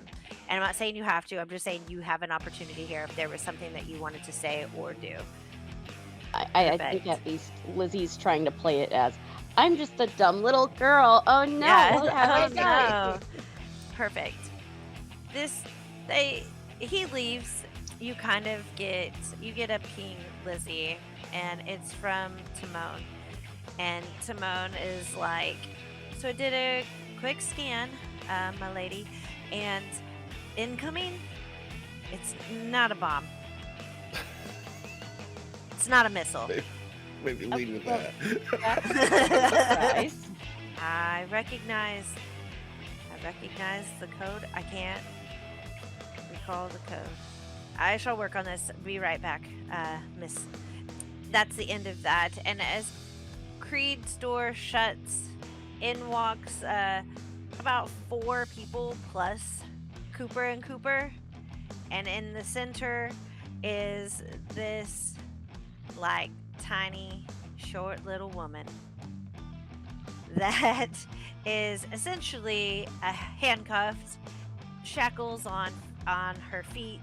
And when I say tiny, I'm talking my little sister's height, which is not even 5 foot. I think she's 5'4", 10. It looks like the tiniest. Like, if you didn't know that was Icarus that you were looking at, that you would almost think that this would be like the potential of like a young teenage girl. Like, she is little. But when you look at her, It looks much larger on the hollow bit. right, like she has, a half of her head is shaved, but the other is like a deep part over. But it's just like this, like, Her it's eyes. just like, right. She's wearing like a gray leather jacket, and like her hair color is this like jet black. I mean, it is black as the night. Checking every box. Yeah, there's like more hearts appearing every second. Keep talking. You kind of, and you just hear this. I have a question. Would anyone know Icarus personally? My gut tells me Lizzie does. That's how in my head, I kind of imagined this. However, Yeah, it would depend of like from when. correct. I would say it's probably more along, ironically, it's even less business side. It's probably more along the lines of like y'all have ended up at the same place at the same time multiple times. That type of vibe. Yeah, probably met working with Nan on. Yes, exactly. stuff. That's exactly it. Yes, like, oh, this job, okay. And oh, it's you again. You know, like you start to get a crew and you didn't mean to. And it's like she looks up and she kind of meets eyes with like Lizzie, and this just like big grin rolls across like her perfectly straight teeth. Oh, Lizzie, my dear. And she's like, I see you have new friends. Oh, yes, I see you have Deacon still with you. Like, and she's very, very non serious about this. Like, it's almost like she doesn't have chains on her hands or her legs. Like, this is just so very matter of factly. And she says, well, they caught up to me. Okay, so This was really easy. When do we get paid? And you say that, and you hear, out loud, you hear Icarus go, you're getting paid for this. And she's like, what? In that moment, across your comms, you hear Mac. And she says, I just want to say thank you. When this happens, I'm going to need everyone to make a grit check for me. An 8. Well, I got an 8 with my There plus you go. 1. that is a 10. Excellent. Yeah. Rose? That is a 7. Oh, Probably no! Yeah, she's not entirely. She just her savvy is 0. She has no real concept of what's going on yet. Did you roll savvy or did you roll grit? I rolled grit. Unfortunately, I still only got a 6 plus 1. Got it. Okay. As soon as she says, you hear her say, again, sorry about this, a sound of a certain decibel or degree is kind of like what I would consider like a small little EMF. Okay. It goes out, and unfortunately, Rose, you are incapacitated just for 1 round. Because what we're going to do here is everyone, we're going to, oh man, okay. Initiative doesn't exist, does it? I had to Yeah, think about it's it. a D3 plus savvy. Is it a D3? Oh, well. Yeah, oh, we have a D6, so that works out fine. You can do that. Unless you use a melee weapon, in which case you get to roll 2d3 and take the highest. Okay, and yes, that's right, because I remember that from a character. And it's plus savvy. Mm-hmm. Cool. I got. In that case, it's a God 4. for melee weapons. Still the same number. Should I go ahead and Okay. roll for next round? Yes, go ahead, please. What did you get, Nova? 4. And what did you get, Lizzie? Got a 2. Yeah. Deacon? 4. And Rose, what would you get for next round? 2. Okay. I also got a 2. So, okay. So how this is going to work is you hear her apologize. Rose, because of this EMF type, you are incapacitated. I can't even say incapacitated. There we go. And then Nova and Deacon, since you rolled 4s, you both will go first. But what happens here is that, unfortunately, Icarus has been hit by this. And she kind of is like, it's almost like a blink, and she's laying on the ground and unable to really do anything. She doesn't look dead, but it was very odd. And you also notice that Rose is also kind of hunched over in a way that feels that they're not exactly in control in this moment. And as soon as that happens, you notice that all 4 of these people who had a hold of an edge to get Icarus in here, they have pulled weapons out on all of you, and they don't say anything. And you hear Creed open the door, and out they come, and he says, well, I'll be gosh dang it, the old double cross from Goldie, I should have seen it coming. And he actually is like, takes that as his leave, and he's like, I know when I've lost a fight or when it hasn't even begun and I don't have a chance in hell to win. And he opens that door and slides right on back to where he came from. Like, it is like, goop. Nope. He says, I'm out. Like, this is. So, yeah. So, Deacon and Nova, you guys are up first. And you guys, I'll just let you guys decide who wants to go first. Because By all means, you first. I'm trying to figure this out. Okay, I was gonna say Deacon would probably defer ladies first, but if you're still thinking about it, he just a big smile crosses his face as he reaches behind his back and pulls a pistol out. Oh, I've been waiting for this. So he's gonna fire his pistol. That's 3d6. The leftover die is for damage. Yeah. Well, it's good and it's bad. So it's an 11 to hit for 1 damage. which one do you hit? I think probably it would be the one closest to us. Okay. Yeah. Hoping to drop that one so that my friends can get a beat on the rest of them. Excellent. Okay. You're up, Nova. I see what Deacon does.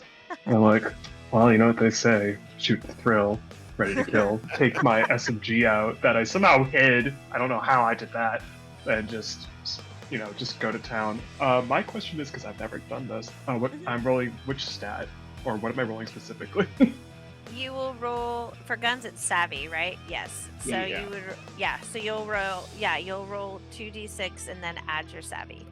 So what you'll do is you roll 3d6. Oh, 3. Yeah. Sorry, I forgot. You'll 'cause use it's a you'll dud. use 2 towards the hit, and the leftover one will be what is the damage that you do. In that case, I got a 9 with my +1, so it was an 8, but a +1, and then with the extra one, it's just 2. Okay, fantastic. Which one do you shoot?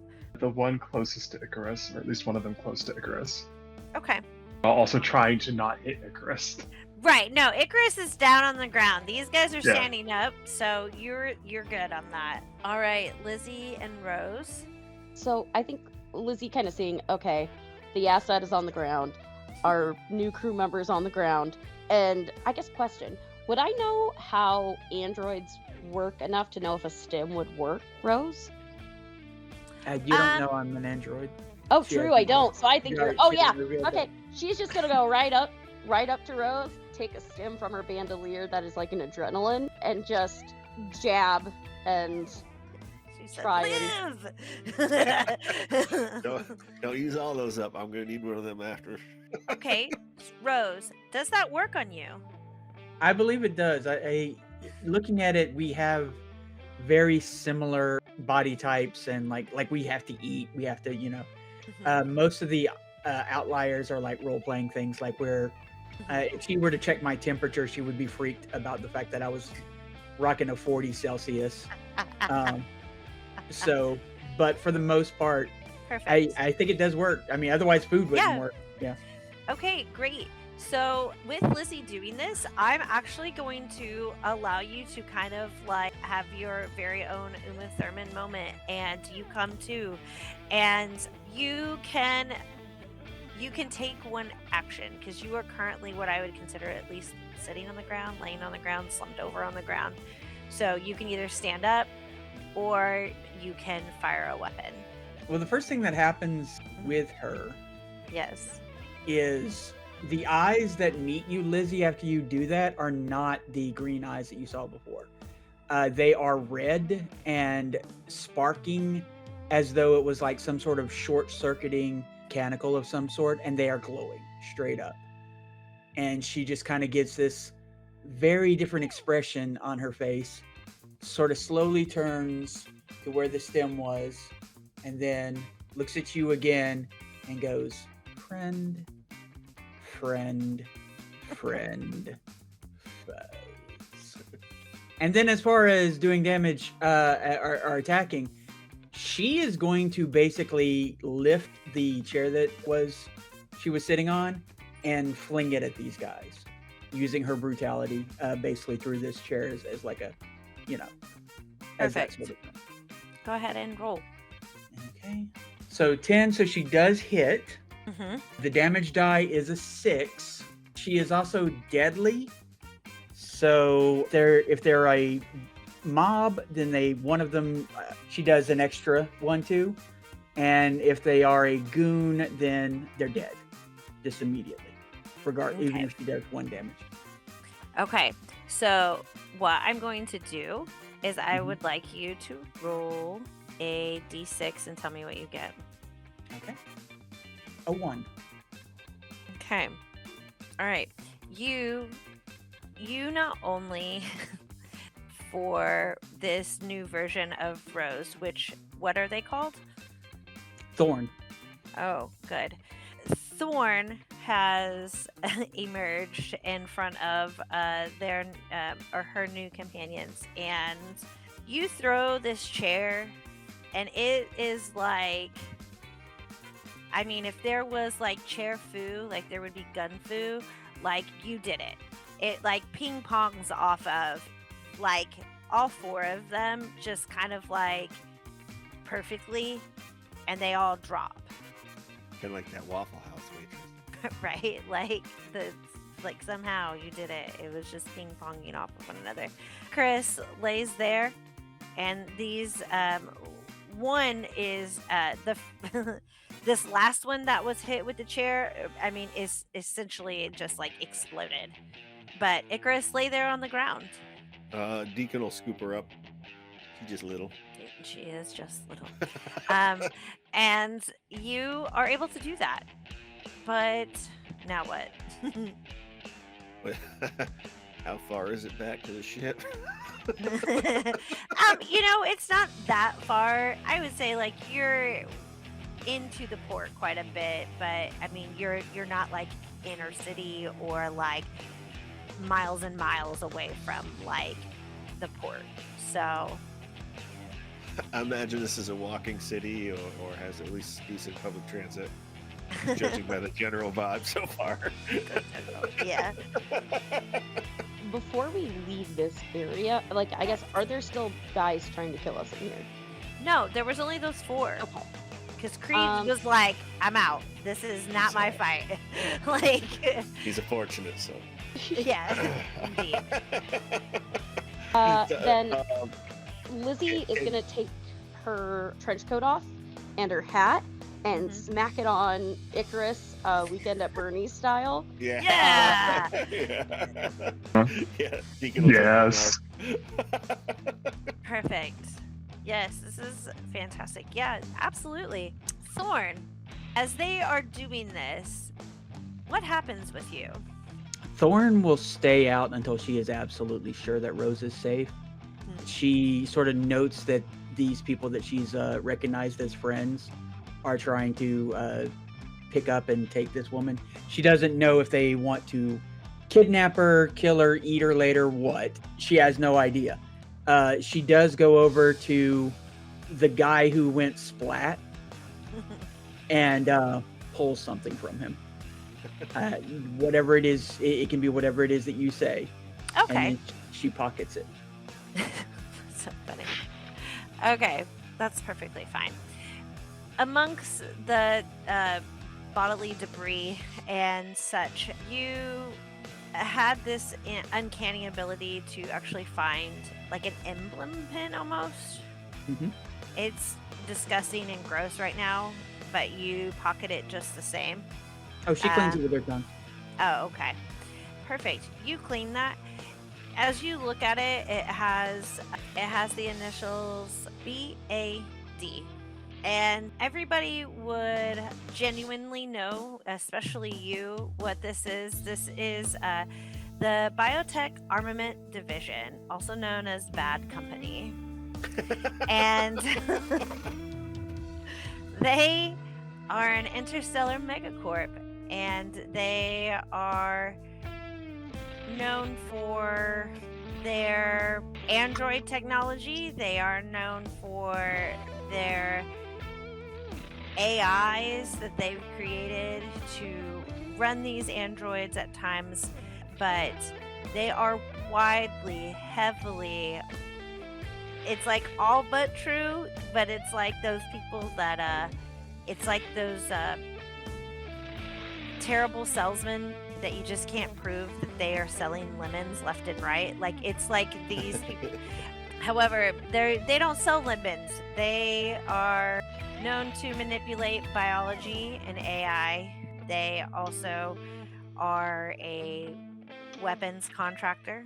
They spend their time developing these things to make war and the people dying in war obsolete. At least that's what they say. Thorn looks at that for a moment, clutches it, and then she looks to Lizzie and she goes, "Why is Rose here?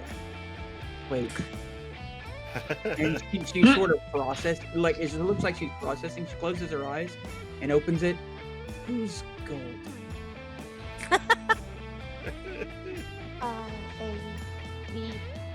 Nice to meet you.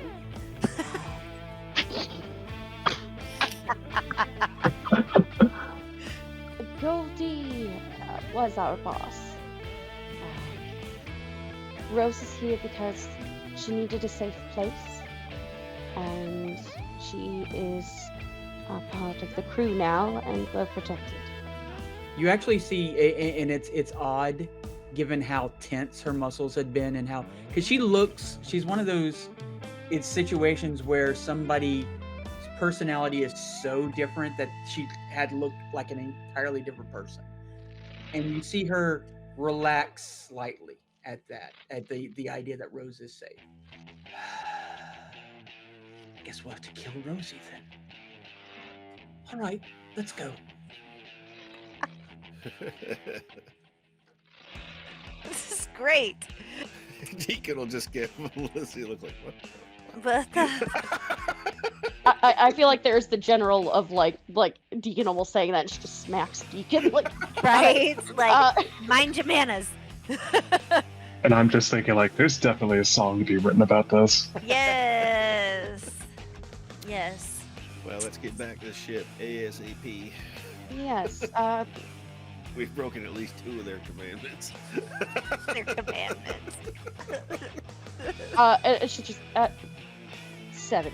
And counting up all the lies. Right. So, okay. So the way that I'm looking at this is that I hate for it to just be like, yeah, you guys make it through the crowds as you weaken and burn this tiny human woman. The whole time, like, if someone gets too close, like, Deacon will talk like he's talking to Icarus. You know, you shouldn't drink so much so early in the day. Right. Yeah. Meanwhile, I'm standing next to you and I still have the milkshake. Yeah, Help sell. You're like. I'll sell this. Yeah. Thorn is like full on hissing at people if they get too close. That's awesome. Perfect. I don't care. You guys can discuss amongst yourselves.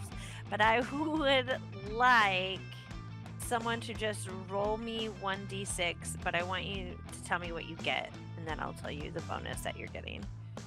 Who wants to roll it? I'll roll it. All right. I got a 2. Okay. That's fine.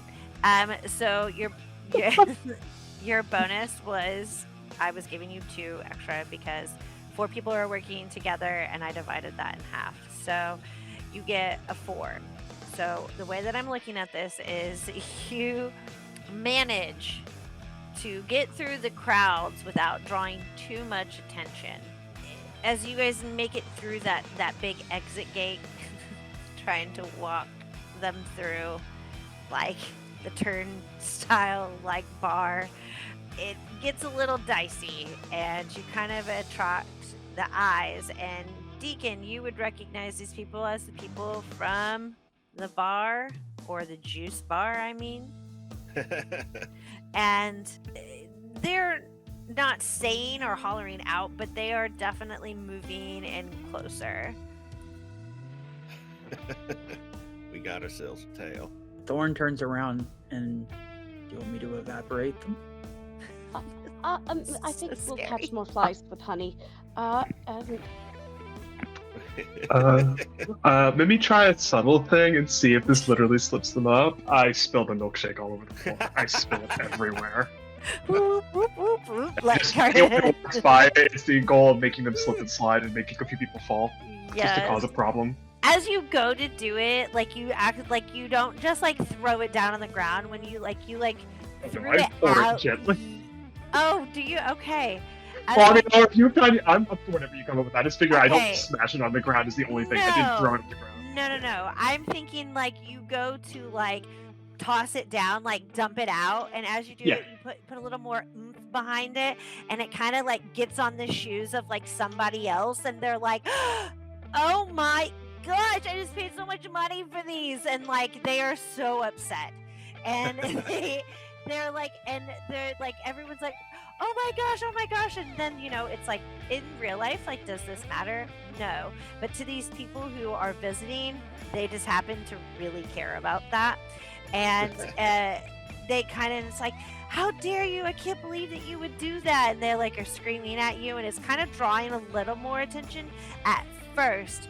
However, someone's like, this town is still in this particular spot is very touristy, so it's like, come here and clean your shoes, blah blah blah, come here, get a new coat, come here, get like, this is, imagine like a kiosk for ammo that also exists, like things like that, like it's all very like yes, there's a cart of cabbages, like, like there's like things in this that are like existing that still fit the and as you do this, like, people are like, they're starting to kind of like, everybody starts kind of like spreading around like the mess that's, and you guys are able to slip away. You guys make it back to your ship.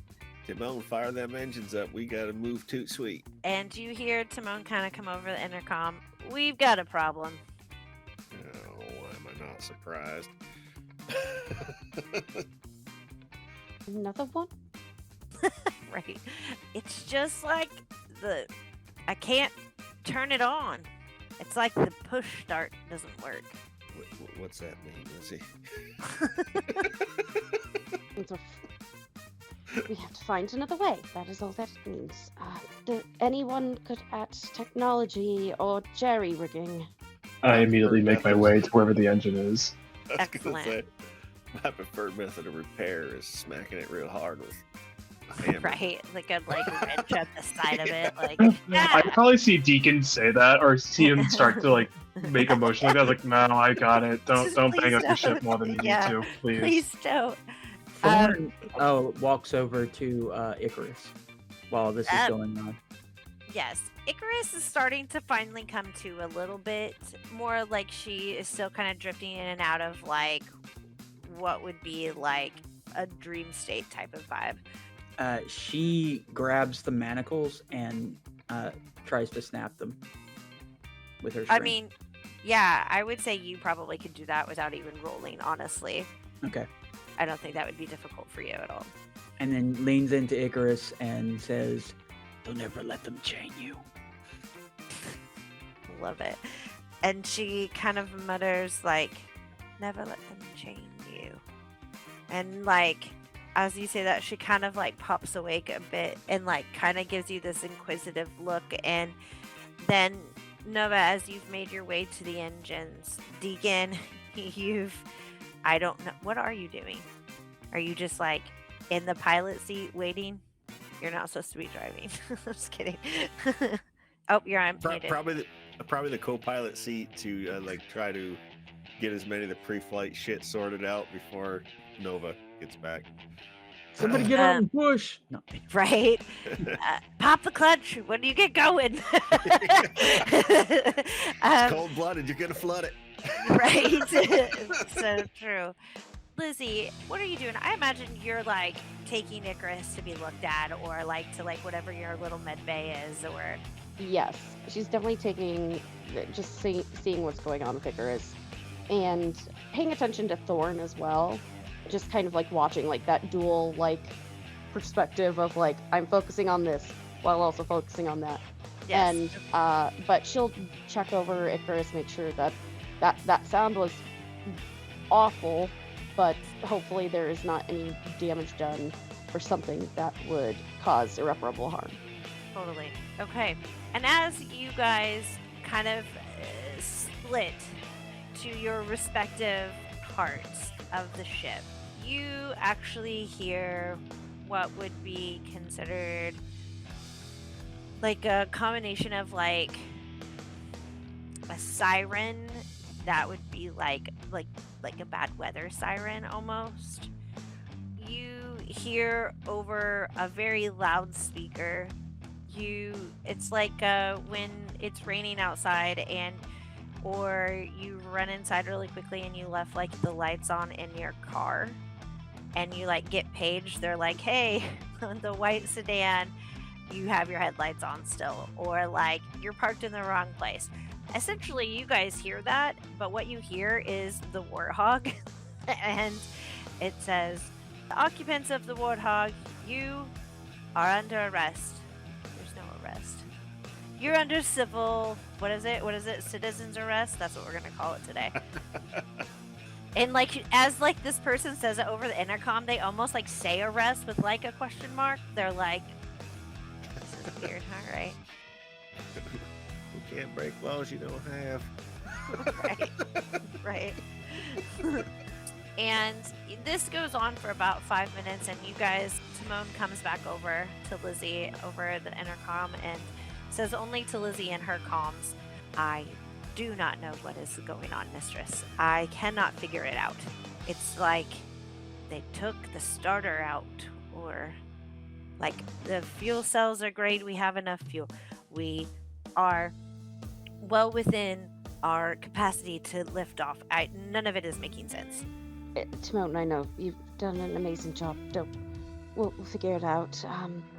And I think she's trying to search her mind of like, she has been on the run for a while with very powerful people trying to find her. Is there anything she would know of that might be causing this problem? I would say you would know that it probably isn't anything to do with the ship.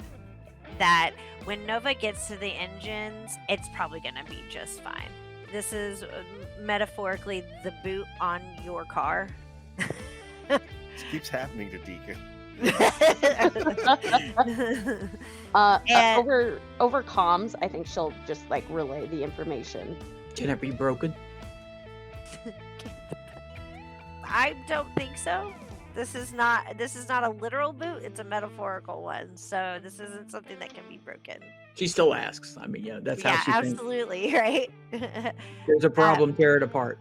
Right. And you hear over the intercom, stop, you will be boarded, be prepared to be boarded. And that's actually where we're going to end.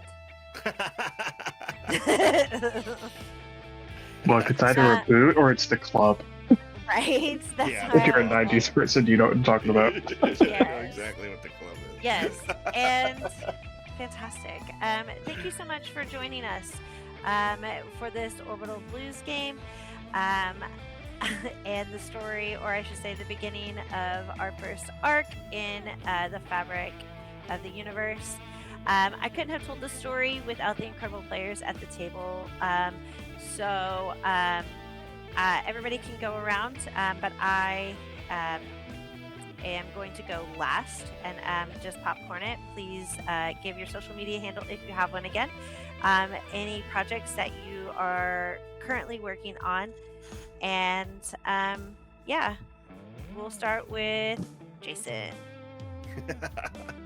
Hi, I'm Jason, he, him, known as Graphical Ronin. I do illustrations and graphic design. I did the overlays for this stream. I can be found Friday afternoons, Eastern Standard Time, about 2 or 3 o'clock on Ruinous Paths D&D, playing a D&D 2024 campaign. Starting in late March, I'll have a recurring show. Holly's part of that on High Shelf Collective called Mun D&D, where we play anything but D&D. And we have sort of a rotating, a volleyball rotation style where one player tells a short story in a system of their choice, that we rotate GMs and they tell a story of the system of their choice. so on into infinity, theoretically speaking. Other than that, I think I will be pitching some one-shots for later, early in the spring here on the Pocket Dragon Pub. I haven't decided what they are yet, so just keep an ear to the ground for that. Am I forgetting anything? Probably. But I played Deacon, our lovesick cowboy bounty hunter.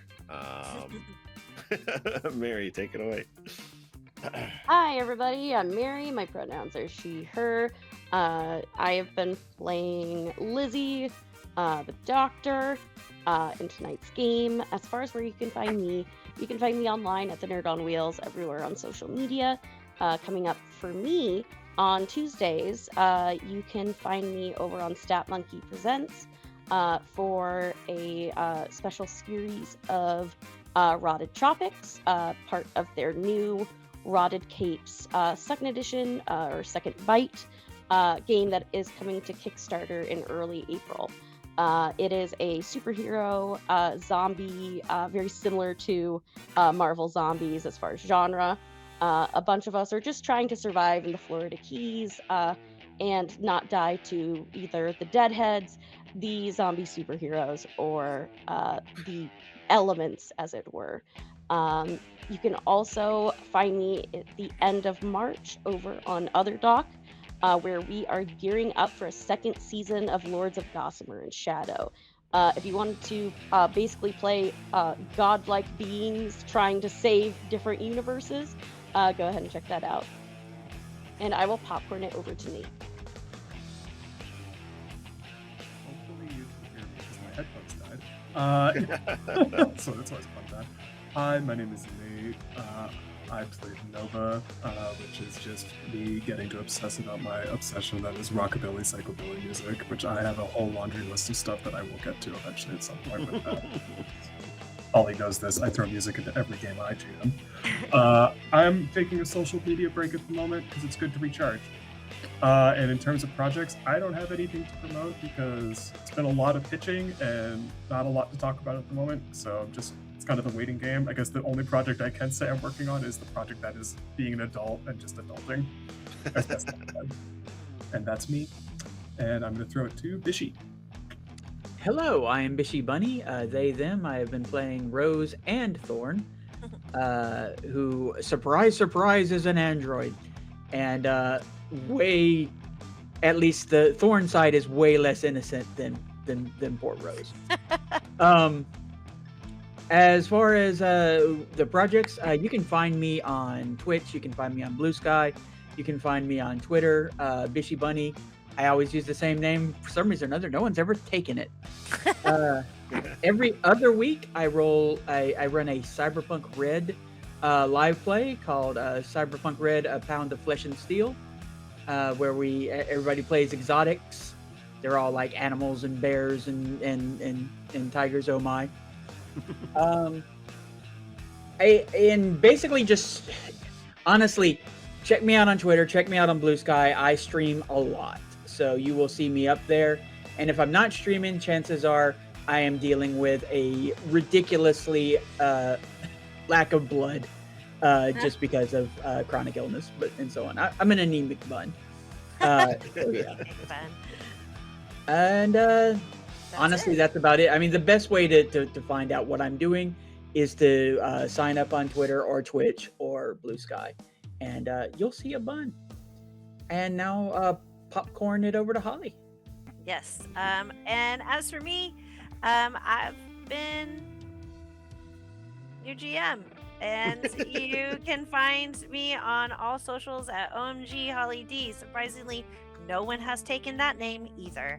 And I have a handful of upcoming projects myself, but this one is going to be on Sundays at 8 p.m.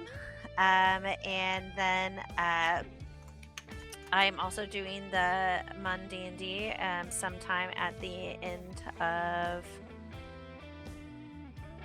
the end of the the end of the month in March. That's it. Yep, that's what we're it's the doing. end of March. Yep, the end of March.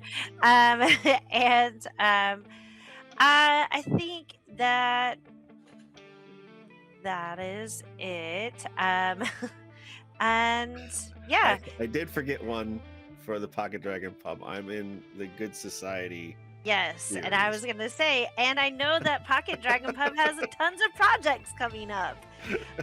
Obviously, the let's see. Okay, there you go. The Fabric of the Universe. You can join us here on Sunday. Sorry, I had to find the thing. And among Rusted Ships and Forgotten Worlds, this space western is going to follow some drifters, settlers, and outlaws who must find the truth in the universe where the only constant is love. You can also find past episodes on Pocket Dragon Pub's YouTube channel. Just look for the Fabric of the Universe playlist, which we're going to have a playlist, which is crazy. You can also find our one-shot / pilot episode that we did called Total Eclipse of the Heart. It was a punny time. I loved that one. Then there's the Secret Ways of Love and Magic. If you love love, then you should join us on Fridays at 8 p.m. for the latest episode of the Secret Ways of Love and Magic. I do not want to butcher names, so if I did, I apologize. Game Master Todd Hannah Joy leads this adventure where 5 strangers stumble into romance, intrigue, and just a dash of magic in the fantastical world of Cardinal. You can also find past episodes on Pocket Dragon Pub's YouTube channel. Look for that playlist. And for the pilot of that series as well, called To My Dearest with Love. And then Power Word Unity. Wait, is this old? Because PAX East hasn't happened. No. Not yet. It's coming up. But That's we right. also are airing in the future, so I don't know how that affects it. Well, it's on my list, so I'm gonna read it. Yeah, read it. I'm reading it. She can always cut it out. Yes, the Pocket Dragon Pub and Roll Latine will be bringing Power Word Unity to PAX East. It celebrates. It's an event that celebrates BIPOC excellence in gaming, creates a place where BIPOC content creators can network, share ideas, and create a space that reflects the diversity and creativity within our community. And then March on Pocket Dragon Pub. I think for the second year in a row, it might be more, but I'll just say second. We are spotlighting FemGMs in the month of March, which is Women's History Month. So along with the Secret Ways of Love and Magic and the Fabric of the Universe, the Pocket Dragon Pub will welcome guest FemGMs from all over the internet. And for more information, be sure to check out the Pocket Dragon Pub social media. And that's it. No more announcements. We're out of here. So I just want to say thank you again to my cast. I appreciate you guys. And thanks for hanging with me and being patient. That's it. Hey, thanks for running. Bye. Goodbye.